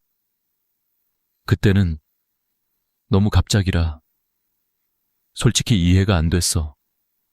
근데 이제는 조금 알 것 같아. 사람도 변하고 마음도 변하고 나도 요즘 많이 생각해. 그 말에 가슴이 찌르르 했다. 시간이 흘러 서로 다른 이유로 멀어졌던 사람들. 그 끝에 찾아온 이 조용한 대화는 화해도 아니고 예전으로 돌아가는 것도 아니었다. 그저 서로를 인정하고 서로의 선택을 존중하는 마지막 인사 같은 순간이었다. 영자가 떠나고 난 뒤 옥자 씨는 하늘을 올려다보았다. 햇빛이 부드럽게 번지고 있었다. 이 순간 그녀는 스스로에게 아주 조용히, 아주 단단하게 말할 수 있었다. 괜찮아. 나는 나대로 잘 살고 있어. 겨울이 오고 다시 봄이 찾아왔다. 벚꽃이 피기 시작하는 어느 오후, 옥자 씨는 은숙 씨와 함께 공원을 걸었다. 벚꽃이 피바람에 흩날릴 때마다 그녀는 자신이 마치 새로운 계절을 온전히 받아들이는 사람처럼 느꼈다. 은숙 씨가 말했다. 이제 인생이 훨씬 가벼워졌죠? 옥자 씨는 조용히 대답했다. 응, 늦게 알아서 아쉽기도 한데 그래도 지금 알아서 다행이야. 벚꽃 그늘 아래에서 두 사람은 나란히 걸었다. 그 순간 그녀는 나이 든다는 것이 두려움이 아니라 또 다른 시작이라는 것을 온몸으로 이해하고 있었다. 새로운 친구, 새로운 취미, 새로운 평온, 그리고 무엇보다 자신을 위한 선택을 할 수 있는 용기. 그 모든 것이 벚꽃처럼 피어 있었다. 그리고 옥자 씨는 미소 지었다. 앞으로도 이렇게 살고 싶어. 편안하게, 나답게. 그 말은 바람 속으로 흩어졌지만 그녀의 마음속에서는 오래도록 울림을 남겼다. 70세의 봄. 인생은 여전히 아름답고 아직도 새로운 길이 남아 있었다. 그리고 그녀는 그 길을 천천히, 그러나 단단히 걸어갈 준비가 되어 있었다. 여러분, 오늘 이 이야기를 듣는 순간 아마 마음속 깊은 곳에서 작은 떨림이 시작될 겁니다. 지금 당장 휴대폰을 열어보면 연락처는 수십 명인데 정작 마음 편히 전화할 사람은 한 명도 없는 현실. 이 사실을 마주하는 순간 우리는 외로움이라고 이름 붙인 감정에 휩싸이곤 합니다. 그런데 혹시 이런 생각을 해보신 적 있으십니까? 지금 느끼는 이 허전함이 정말 친구가 없어서 생긴 걸까? 아니면 친구는 있어야 한다는 오래된 믿음에 스스로를 억지로 끼워 맞추려다 생겨난 고통일까? 나이가 들수록 관계가 줄어드는 것은 지극히 자연스러운 일인데 우리는 그 자연스러움을 죄처럼 받아들이며 스스로를 몰아붙입니다. 60을 넘긴 어느 날 거울을 보면 젊을 때와 달라진 피부, 깊어진 주름, 예전만 못한 체력이 눈에 들어오듯 인간관계 역시 흘러가는 강물처럼 밀려나가는 것이 당연한데도 우리는 그 사실을 인정하려 들지 않습니다. 특히 한국 사회는 젊을 때부터 사람이 많아야 성공한 삶이라는 믿음을 우리 머릿속 깊이 새겨 놓았습니다. 직장 생활에서는 인맥이 중요하다고 배웠고, 학교에서는 친구들이 많아야 외톨이가 아니라며 주변을 둘러싸도록 요구받았습니다. 하지만 정작 인생의 후반전에서는 그 법칙이 통하지 않습니다. 관계를 넓히는 것이 아니라 줄여야 비로소 편안해지는 시기가 찾아옵니다. 문제는 우리의 마음이 아직 그 변화를 따라가지 못하고 있다는 것입니다. 예를 들어 은퇴한 뒤 사람들의 연락이 하나둘 줄어들기 시작하면 우리는 스스로에게 묻습니다. 내가 뭘 잘못한 걸까? 내가 매력이 없어진 걸까? 하지만 진실은 그 반대입니다. 나이가 들수록 관계가 줄어드는 건 실패가 아니라 선택입니다. 마치 계절이 바뀌면 나무가 잎을 떨구듯 인생도 어느 순간 불필요한 관계를 내려놓는 시기가 찾아옵니다. 그렇게 해야 새로운 가지가 자라고 나무가 단단해지듯 우리 마음도 가벼워지고 단단해지는 겁니다. 실제로 많은 심리 연구에서도 60세 이후 인간의 가장 중요한 심리 변화는 관계 축소라고 합니다. 즉, 에너지 소모만 하고 의미는 주지 않는 관계를 자연스럽게 멀리하는 변화가 나타난다는 것이지요. 이는 결코 부정적인 신호가 아닙니다. 오히려 삶의 본질을 이해하기 시작했다는 신호입니다. 과거에는 외롭지 않기 위해 사람들과 계속 연결되어 있어야 한다고 믿었습니다. 그러나 이제는 외로움을 회피하는 것보다 마음의 평온을 지키는 것이 더 중요한 시기로 넘어온 것입니다. 우리가 이 변화를 인정하는 순간 비로소 문제의 원인이 친구가 없음이 아니라 친구는 꼭 있어야 한다는 강박이었음을 깨닫게 됩니다.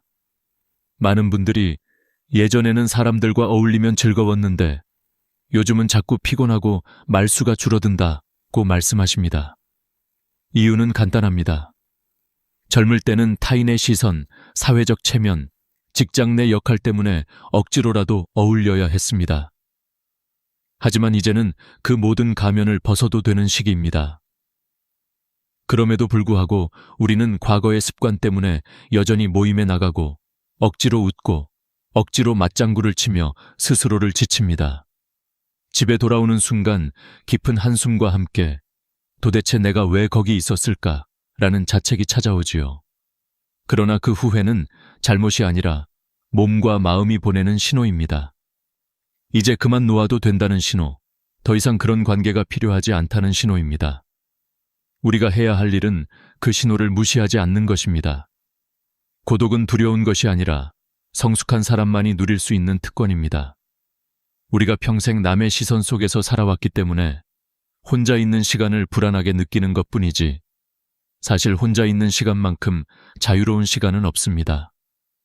누구의 평가도 필요 없고 누구에게 맞출 필요도 없으며 오직 나 자신만을 위한 시간이기 때문입니다.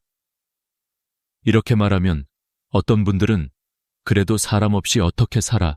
라고 하십니다. 하지만 진짜 중요한 건 사람의 숫자가 아니라 관계의 깊이입니다. 심리학에서는 관계 포만감이라는 개념이 있습니다.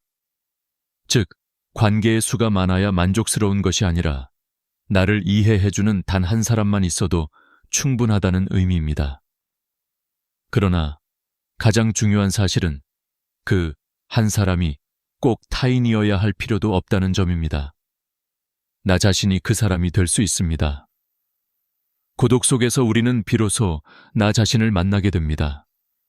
내가 무엇을 좋아하는지, 무엇이 힘들었는지, 내가 진짜 어떤 사람인지, 이 시간을 통해 우리는 늦은 나이에 다시 한번 삶의 중심을 재정비하게 됩니다. 나이를 먹는다는 것은 누군가에게 더 의존하게 된다는 의미가 아니라 오히려 스스로를 더 깊이 이해하고 단순한 것에 감사하며 살아가는 법을 배워가는 과정입니다. 친구가 줄어드는 것이 두려움으로 느껴진다면 그것은 변화가 나에게 다가오고 있다는 신호이며 그 변화가 나를 더 자유로운 삶으로 이끌 것이라는 예고입니다. 그러니 이제는 스스로에게 이렇게 말해 보십시오. 혼자여도 괜찮아. 나는 나와 함께 할 수 있어. 그 순간 외로움은 사라지고 고요한 평온이 찾아올 것입니다. 이것이 예순 이후 우리가 도달해야 할 첫 번째 지혜입니다. 나이가 예순을 넘어서면 삶의 속도는 자연스럽게 바뀝니다. 예전에는 사람들 속에서 존재감을 확인하려 애썼다면 이제는 마음이 먼저 조용한 곳을 찾기 시작합니다. 그런데 이상하게도 많은 분들은 그 변화를 두려움으로 받아들입니다. 친구가 줄어드는 게 실패라고 착각하기 때문입니다. 하지만 진짜 진실은 그 반대입니다. 관계가 줄어드는 건 인생이 깊어지고 있다는 신호입니다. 그 사실을 깨닫는 데에는 시간이 필요하고 때로는 아주 조용한 순간이 계기가 되기도 합니다. 최민수 씨에게도 그런 순간이 있었습니다. 그는 은퇴 후 처음으로 아무 약속도 없는 토요일을 맞았고 그날 혼자 동네 뒷산을 걸어 올라갔습니다. 처음엔 어색했습니다. 손에 들린 물병이 어쩐지 허전해 보였고 옆 사람을 따라 걷던 속도가 사라지자 걸음마저 서툴게 느껴졌습니다. 하지만 10분, 20분 지나자 몸의 긴장이 풀렸고 마침내 정상 근처에 도착했을 때 그는 오래 잊고 지냈던 감정을 느꼈습니다. 편안함. 아무도 시끄럽게 떠들지 않고 누구도 자랑을 늘어놓지 않고 억지 미소를 지을 필요 없는 공간에서 찾아온 고요함이었습니다. 벤치에 걸터앉아 도시를 내려다보며 최민수 씨는 마음속에서 이렇게 중얼거렸습니다. 내가 외로웠던 건 혼자여서가 아니었구나. 진짜 나를 숨기고 살았기 때문이었구나. 그날 이후 그는 자신을 관찰하기 시작했습니다. 모임에서 돌아온 날은 왜 그렇게 지쳐 있었는지, 왜 억지 라프를 지어야 했는지, 왜 집에 돌아오면 공허함만 남았는지 이유를 찾으려고 했습니다. 그리고 결론에 도달했습니다. 사람 많은 곳에 있음에도 마음은 언제나 혼자였다는 것. 오히려 사람들 사이에 있을 때 외로움이 더 짙어졌다는 사실. 심리학에서 이를 사회적 고립의 역설이라고 부르는데 관계의 양이 많은데도 정서적 교류가 적으면 뇌는 더 큰 고독감을 느낀다고 합니다. 반대로 혼자 있으면서도 마음이 편안하면 외로움은 사라지고 고독이라는 깊은 안정으로 바뀝니다. 최민수 씨에게도 그 변화는 천천히, 그러나 확실하게 찾아왔습니다. 그는 억지로 잡던 약속들을 하나씩 내려놓기 시작했습니다. 연락이 와도 마음이 원하지 않으면 정중하게 거절했고, 단톡방 알림이 울려도 일부러 읽지 않았습니다. 처음엔 불안했습니다. 내가 이렇게 지내도 되는 걸까? 하지만 며칠만 지나자 오히려 마음이 가벼워졌습니다. 다른 사람의 일정에 맞추지 않아도 좋았고, 억지로 맞춰 웃을 필요도 없어졌습니다. 무엇보다 그는 자신이 선택한 고요 속에서 살아있다는 느낌을 더 강하게 받았습니다. 어느 날 그는 조용한 카페에서 혼자 커피를 마셨습니다. 벽에 걸린 낡은 사진들을 바라보다가 문득 깨달았습니다.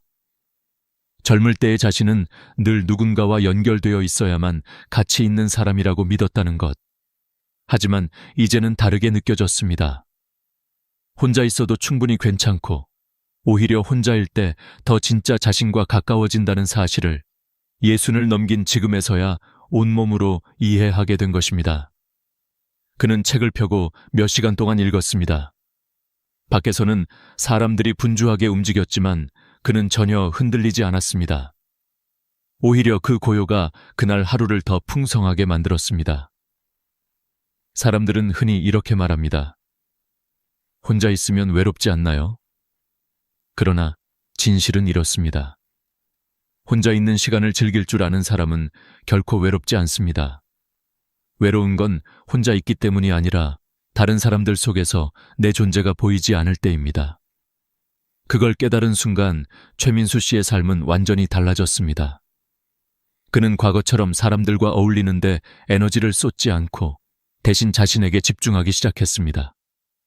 아침마다 산책하며 나무의 향기를 느끼고 점심엔 작은 식당에서 혼자 따뜻한 국밥을 먹었습니다. 처음엔 혼자 식사하는 게 어색했지만 시간이 지나자 오히려 자유롭다고 느끼게 되었습니다. 누가 뭐라고 하든 자신의 속도로 살 수 있다는 것. 그 자유로움이 그에게 큰 안정감을 주었습니다. 그리고 신기하게도 혼자 있는 시간이 편해질수록 마음이 넉넉해졌습니다. 그는 오래된 친구를 억지로 붙잡아 두려 하지 않았고 연락이 뜸해진 사람들을 원망하지도 않았습니다. 자연스럽게 멀어지는 인연은 흘러가는 물과 같았고 억지로 잡아두려 할수록 더 힘들어진다는 걸 깨달았습니다. 그렇게 관계를 내려놓자 오히려 마음의 공간이 넓어졌습니다.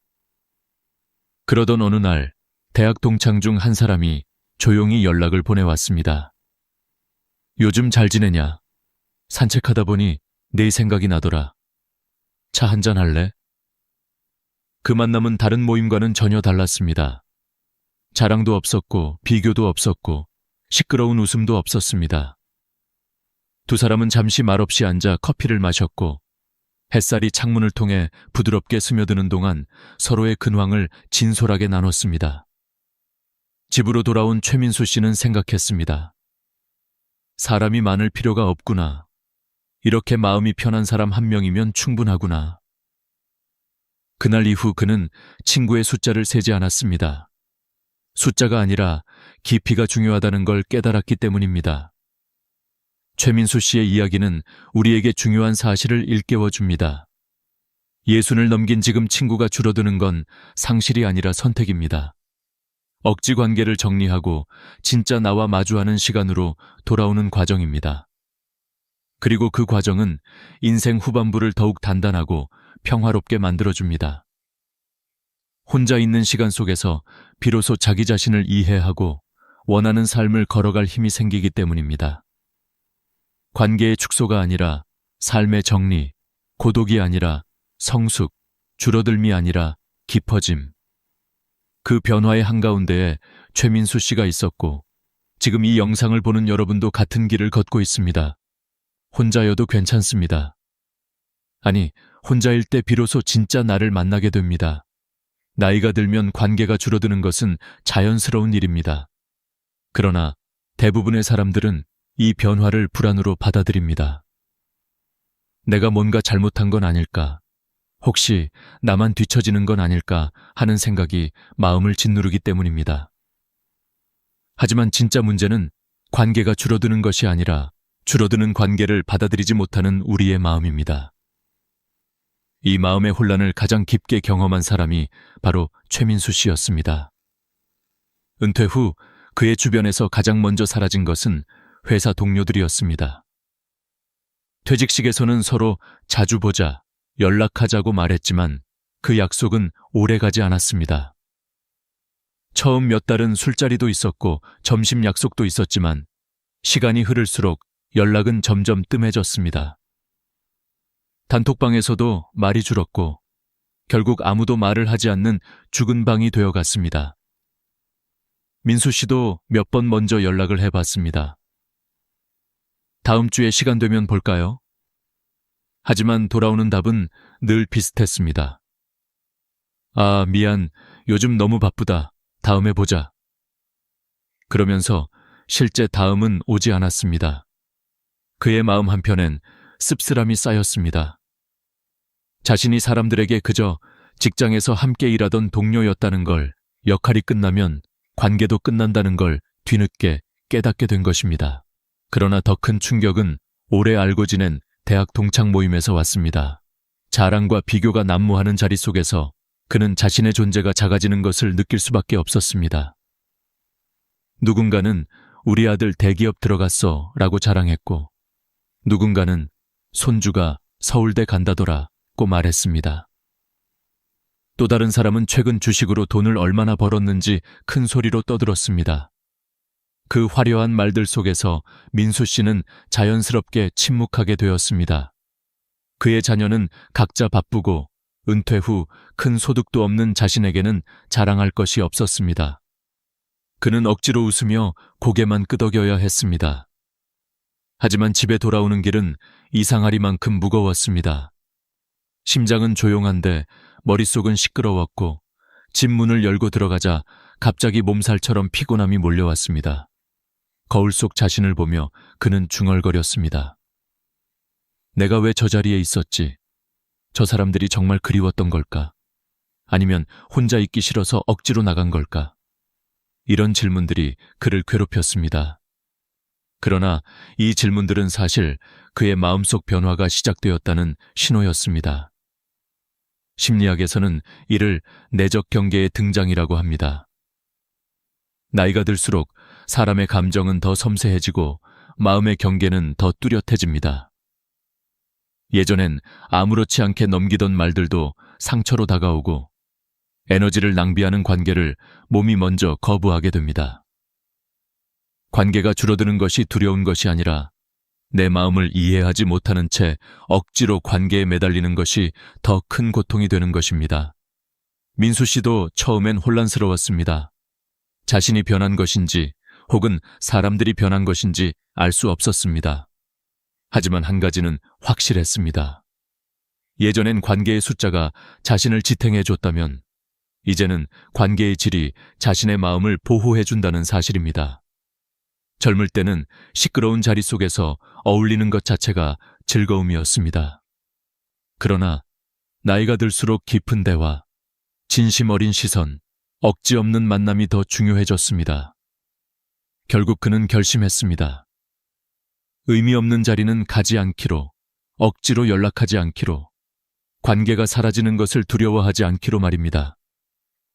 그는 혼자 있는 시간에 집중하며 자신을 돌보는 방법을 하나씩 배우기 시작했습니다. 가장 먼저 실천한 건 매일 20분 산책이었습니다. 집 근처 공원을 천천히 걸으며 나무와 바람을 느낄 때 마음이 조용해졌습니다. 전에는 이런 고요가 불편했지만 이제는 그 고요가 하루 중 가장 소중한 시간으로 자리 잡았습니다. 산책 후에는 커피숍에서 좋아하는 아메리카노를 마시며 창밖을 바라보는 시간이 일상의 루틴이 되었습니다. 누구와 수다를 떨 필요도 없었고 괜히 밝은 척할 필요도 없었습니다. 그저 고요하게, 자연스럽게 자기 자신과 함께 머무는 시간이었습니다. 그러던 어느 날 그는 우연히 한 문구를 읽게 되었습니다. 고독은 혼자가 아니라 나와 함께 있는 시간이다. 이 말이 민수 씨 마음 깊숙이 들어왔습니다. 혼자 있는 시간이 고통이라 느껴졌을 때는 외로움이었지만 혼자 있는 시간이 편안해지자 그것이 고독이 되었다는 걸 깨닫게 된 것입니다. 이렇게 마음의 안정이 찾아오자 신기한 변화가 생겼습니다. 억지로 연락했던 사람들은 자연스럽게 떠났지만 진짜 소중한 사람들과의 관계는 오히려 더 깊어졌습니다. 오래 알고 지냈지만 진심을 나누지 못했던 사람들은 사라졌고 가끔 연락해도 따뜻하게 이어지는 단 한 명의 친구가 남았습니다. 어느 날 그 친구에게서 문자가 왔습니다. 민수야, 요즘 잘 지내지? 바람 쐬기 좋던데 같이 커피 한잔 할래? 민수 씨는 그를 만났습니다. 시끄러운 동창 모임과 달리 이 만남은 조용했습니다. 서로의 근황을 나누고 최근 느낀 감정들을 털어놓으며 두 사람은 오래도록 대화를 나눴습니다. 그 자리에서 민수 씨는 깨달았습니다. 친구가 많을 필요가 없구나. 내 마음이 편한 사람 한 명이면 충분하구나. 이 깨달음은 예순 이후의 삶을 완전히 바꿔놓았습니다. 그는 더 이상 외롭지 않았습니다. 오히려 혼자 있는 시간이 풍요로웠고 조용한 산책과 차 한 잔이 삶을 채우는 중요한 순간이 되었습니다. 친구가 줄어드는 건 상실이 아니라 선택이라는 걸 알게 되었고 그 선택이 인생의 후반부를 얼마나 평화롭게 만드는지 몸으로 실감하게 된 것입니다. 민수 씨의 변화는 우리 모두에게 중요한 메시지를 줍니다. 관계를 붙잡는 것이 아니라 관계를 내려놓는 용기를 가질 때 비로소 진짜 나와 마주할 수 있다는 사실. 그리고 그 순간부터 우리는 더 이상 외롭지 않습니다. 많은 사람들이 예순을 넘기면 외로움이 점점 커진다고 말합니다. 하지만 진짜 문제는 외로움 자체가 아니라 우리가 외로움을 어떻게 해석하느냐에 있습니다. 어떤 사람에게 외로움은 고통이지만 또 다른 사람에게는 새로운 삶을 시작하는 문이 되기도 합니다.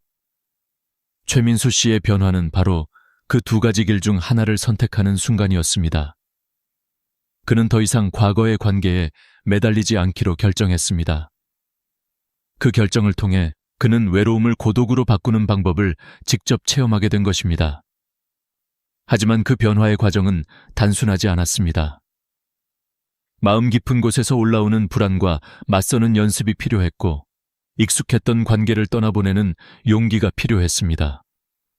처음 변화가 시작되었을 때 그는 종종 혼자 있는 저녁 시간이 낯설었습니다. 예전에는 늘 누군가와 약속이 있었고 모임이 있었고 술자리가 있었습니다. 하지만 이제는 아무도 연락하지 않았고 집안은 조용했습니다. 텔레비전 소리만 공허하게 울리는 그런 밤이면 문득 생각이 스쳤습니다. 혹시 내가 너무 고립된 건 아닐까? 하지만 바로 그때 그는 자신에게 이렇게 말했습니다. 이건 고통이 아니라 회복의 과정이야. 마음을 다잡기 위해 그는 혼자 있는 시간을 채우는 작은 의식을 만들었습니다. 매일 밤 잠들기 전에 조용히 불을 낮추고 작은 스탠드를 켜고 일기장을 펼쳐 하루 동안 있었던 일을 차분히 적기 시작했습니다. 한 장을 채우기 어려운 날도 많았지만 그는 꾸준히 적으면서 자신을 조금씩 들여다보기 시작했습니다. 그러다 보면 마음속 깊은 곳에서 작은 변화의 파동이 일어났습니다. 오늘은 산책하면서 바람이 참 좋았다. 혼자 커피를 마시는 시간이 의외로 평온했다. 이렇게 사소한 문장들이 모여 하나의 감정이 되었습니다. 바로 나는 혼자 있어도 괜찮다는 감정이었습니다. 심리학자 로라 카스텐슨의 사회정서 선택 이론에 따르면 나이가 들수록 인간은 관계의 양보다 질을 더 중요하게 여긴다고 합니다. 젊을 때는 많은 사람들과 어울리며 넓은 네트워크를 쌓는 것이 필수적이지만 인생 후반부에 가까워질수록 사람들은 자연스럽게 정서적으로 의미 있는 관계를 선택하게 됩니다. 이 이론은 민수 씨의 삶과 너무나 잘 맞아떨어졌습니다. 그는 자신도 모르게 그런 선택을 하고 있었던 것입니다. 무의미한 대화, 억지 웃음, 과장된 자랑이 난무하는 자리에서 불편함을 느꼈던 것도, 혼자 산책하며 느꼈던 편안함도 모두 그의 마음이 의미 있는 관계를 향해 움직이고 있다는 증거였습니다. 인생의 남은 시간이 소중하기 때문에 더 이상 형식적인 관계에 에너지를 쓰고 싶지 않았던 겁니다. 그는 이 변화가 단순한 감정의 흐름이 아니라는 것을 점차 이해하기 시작했습니다. 어느 날 산책을 하다가 벤치에 앉아 하늘을 바라보며 자신에게 조용히 물었습니다. 나는 지금 진짜로 무엇을 원하고 있을까? 답은 너무 명확했습니다. 평온함, 진정성, 그리고 나 자신과의 화해. 그는 평온함을 원했고, 다른 사람들의 눈치를 보지 않아도 되는 자유를 원했고, 그동안 외면했던 진짜 나를 다시 만나고 싶었습니다. 그 목표를 떠올리자 마음속에서 하나의 방향이 잡히기 시작했습니다. 그는 더 이상 외로움을 두려워할 필요가 없었습니다. 외로움은 그가 진짜 자신에게 돌아가는 길이었으니까요. 그러나 이 과정 속에서 또 하나의 중요한 깨달음이 찾아왔습니다. 바로 사람은 혼자 있어도 연결될 수 있다는 것입니다.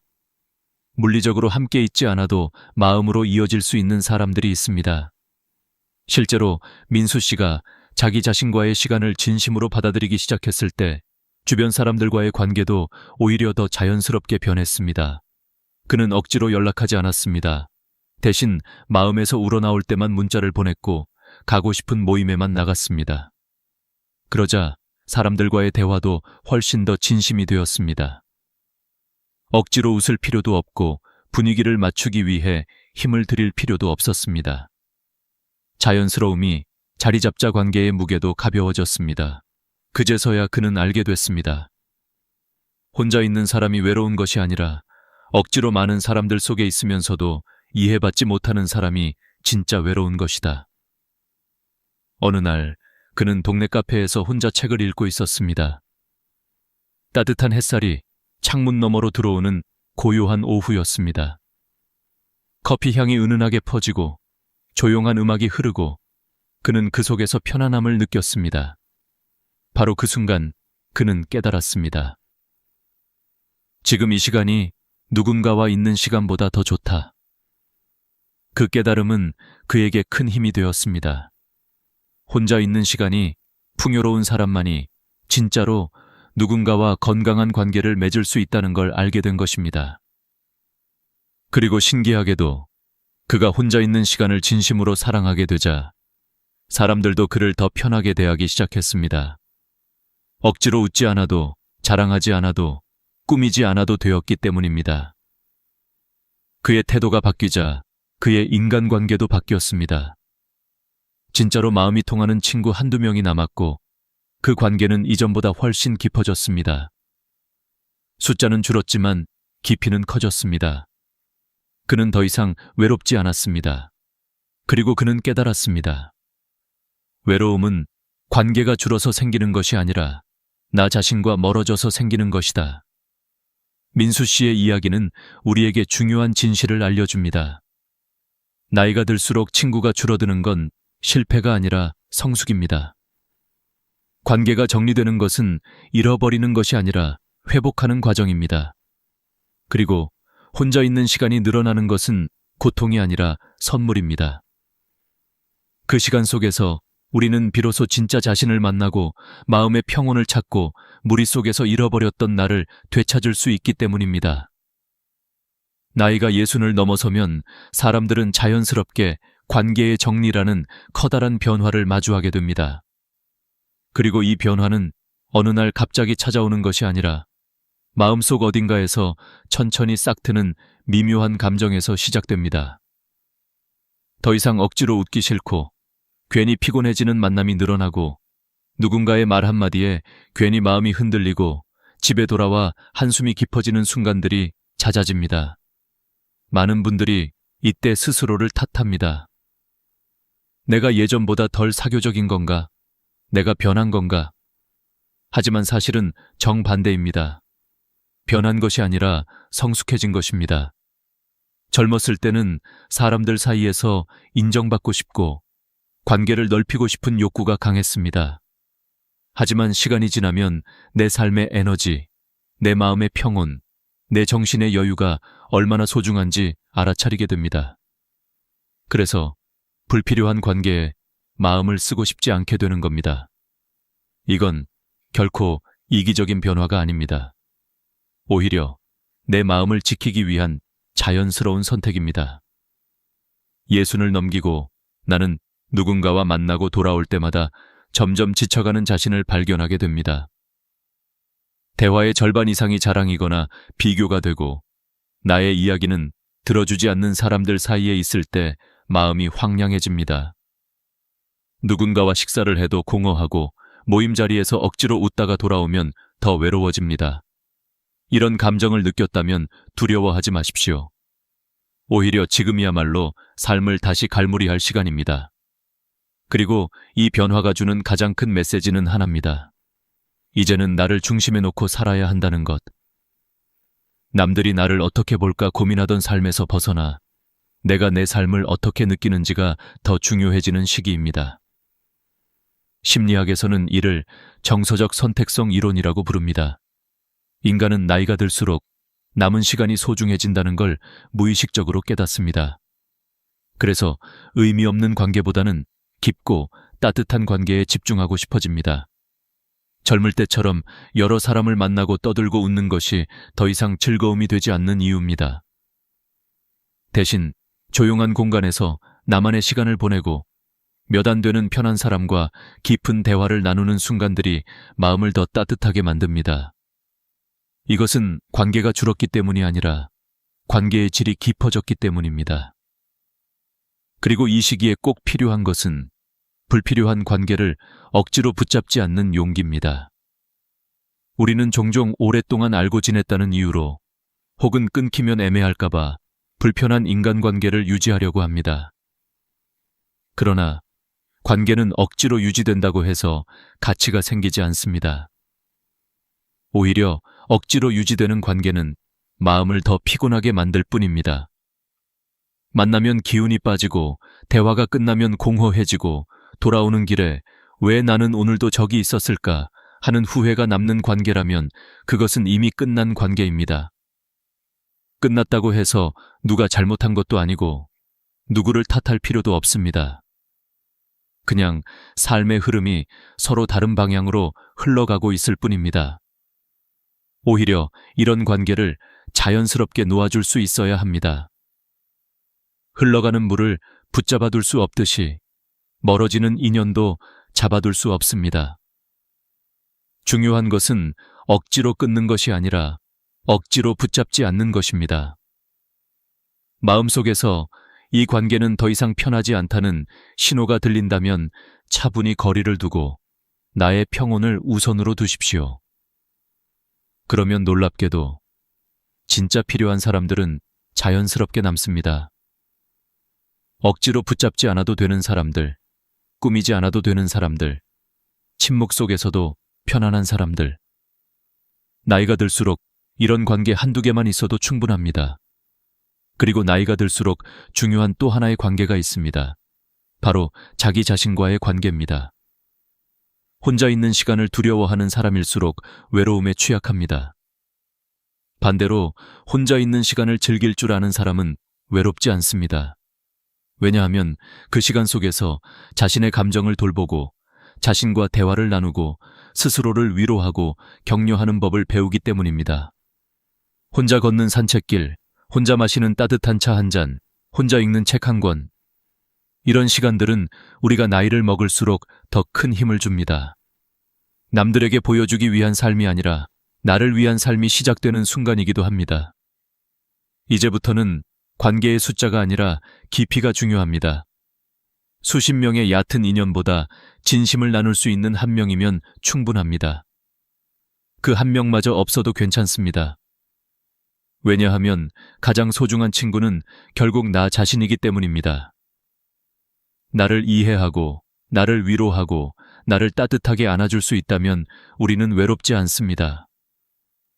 혼자 있는 시간은 절대 벌이 아닙니다. 오히려 인생 후반부에 주어진 가장 큰 선물입니다. 그 선물을 두려워하지 마시고 차분히 받아들이십시오. 그러면 어느 순간 외로움은 고독으로 바뀌고 고독은 평온으로 바뀌고 그 평온은 다시 삶의 지혜로 이어집니다. 여러분, 관계가 줄어드는 건 슬픈 일이 아닙니다. 오히려 마음이 성숙해지고 있다는 증거입니다. 이제는 억지로 웃지 않아도 되고 억지로 맞추지 않아도 되고 억지로 이야기거리를 만들지 않아도 됩니다. 세상의 기준이 아니라 나의 감정이 기준이 되는 시기. 그게 바로 예순 이후의 삶이며 그 삶은 생각보다 훨씬 따뜻합니다.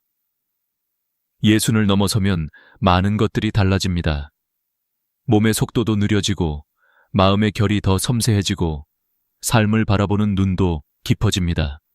그리고 이 시기에 찾아오는 가장 중요한 변화는 바로 내 삶의 주인이 나 자신이 되어간다 는 사실입니다. 평생 가족을 위해, 일터를 위해, 타인의 기대를 위해 살아왔던 시간에서 조금씩 벗어나 이제는 나를 위해 살아도 된다는 메시지가 마음 깊은 곳에서 올라오기 시작합니다. 하지만 문제는 많은 사람들이 이 변화를 두려워한다는 겁니다. 혼자가 된 순간을 실패라고 생각하고 관계가 줄어드는 것을 상실이라고 여기고 조용한 시간을 외로움이라고 착각합니다. 그러나 진실은 그 반대입니다. 조용해지는 시간 속에서 비로소 나의 진짜 목소리가 들리고 혼자 있는 순간 속에서 깊이 있는 삶이 시작됩니다. 우리 사회는 늘 함께를 강조해왔습니다. 외로운 사람은 잘못된 사람처럼 여겨졌고 친구가 많은 사람이 사회적으로 성공한 사람처럼 보였습니다. 하지만 실제로 심리학 연구는 전혀 다른 결과를 보여줍니다. 인생 후반부의 행복은 관계의 숫자가 아니라 관계의 질에서 온다는 사실이 여러 연구를 통해 지속적으로 밝혀지고 있습니다. 미국 스탠퍼드 대학의 연구팀은 60세 이상 노년층을 10년간 추적 조사한 끝에 이런 결론을 내렸습니다. 넓은 인간관계보다 깊은 인간관계가 인생 후반의 만족도를 결정한다. 그리고 또 하나 중요한 결론. 혼자 있는 시간을 긍정적으로 받아들이는 사람일수록 우울 위험이 낮고 삶의 만족도는 높다. 예순 이후의 삶은 더 이상 타인 중심의 삶이 아닙니다. 내가 주인이 되는 삶입니다.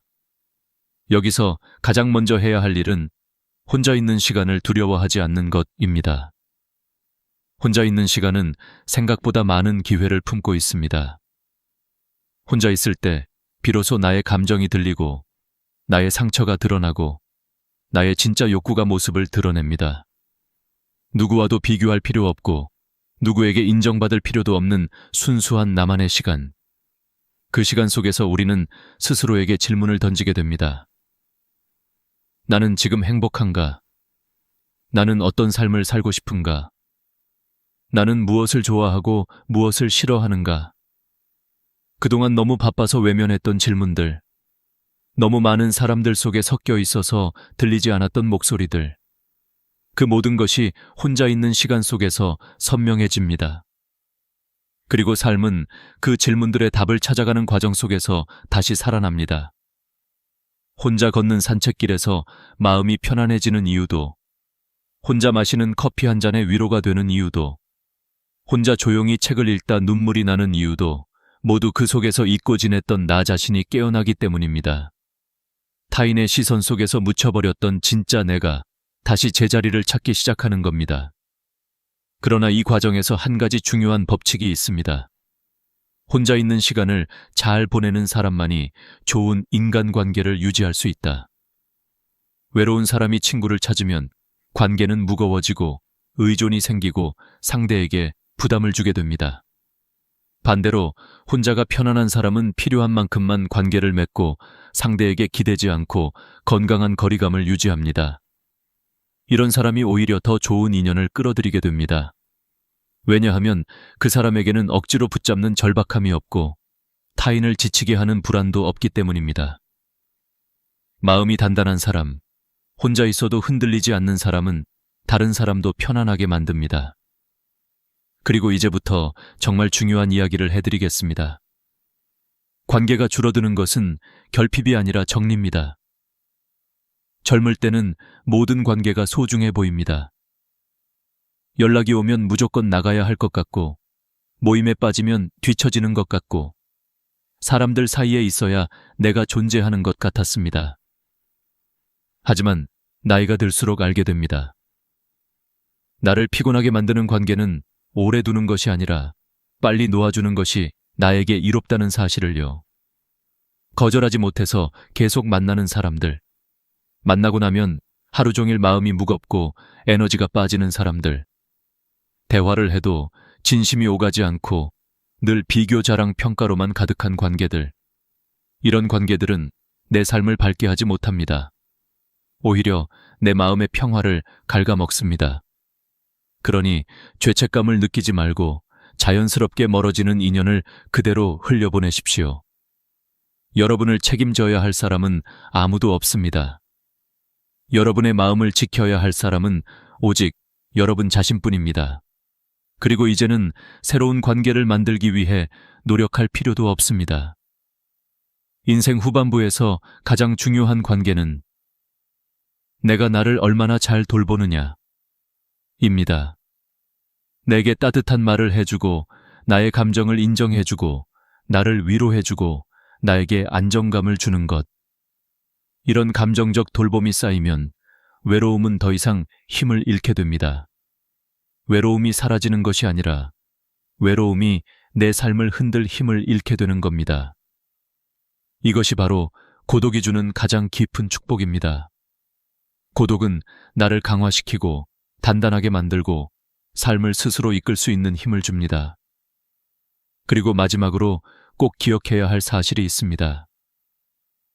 관계가 줄어드는 것은 자연스러운 인생의 흐름이며 그 흐름을 받아들이는 사람이 더 평온하게 산다. 봄에 핀 꽃이 가을이면 지듯이 관계도 계절을 따라 변합니다. 싹이 트고 꽃이 피고 열매를 맺고 떨어져 나가는 과정이 있는 것처럼 관계도 시작이 있으면 끝도 있습니다. 그 끝을 두려워할 필요는 없습니다. 끝은 새로운 평온의 시작이기 때문입니다. 누군가가 떠난 자리에는 고요함이 찾아오고 그 고요함 속에서 우리는 나를 더 깊이 들여다볼 수 있습니다. 이제 여러분도 더 이상 두려워하지 않아도 됩니다. 외로움은 여러분을 공격하기 위해 존재하는 것이 아니라 여러분이 혼자 설 수 있도록 도와주는 일종의 신호입니다. 그 신호를 받아들여 이제는 나를 위해 살겠다라고 결심하는 순간 인생 후반부는 완전히 달라집니다. 그리고 그 변화는 여러분이 생각하는 것보다 훨씬 더 따뜻합니다. 훨씬 더 조용하고 훨씬 더 깊으며 훨씬 더 평화롭습니다. 여러분, 이제는 숫자가 아니라 깊이입니다. 관계가 아니라 나 자신입니다. 타인의 기대가 아니라 내 마음입니다. 혼자 있어도 충분합니다. 혼자일 때 더 강해집니다. 혼자 있는 시간 속에서 여러분의 삶은 다시 피어나게 될 겁니다. 오늘 이 영상을 함께 해주신 여러분, 진심으로 고맙습니다. 여러분은 이미 충분히 잘하고 계십니다. 혼자여도 괜찮습니다. 아니, 혼자일 때야말로 인생의 본질을 가장 깊게 이해하는 순간입니다. 여러분의 내일이 오늘보다 더 평온하기를 진심으로 응원합니다.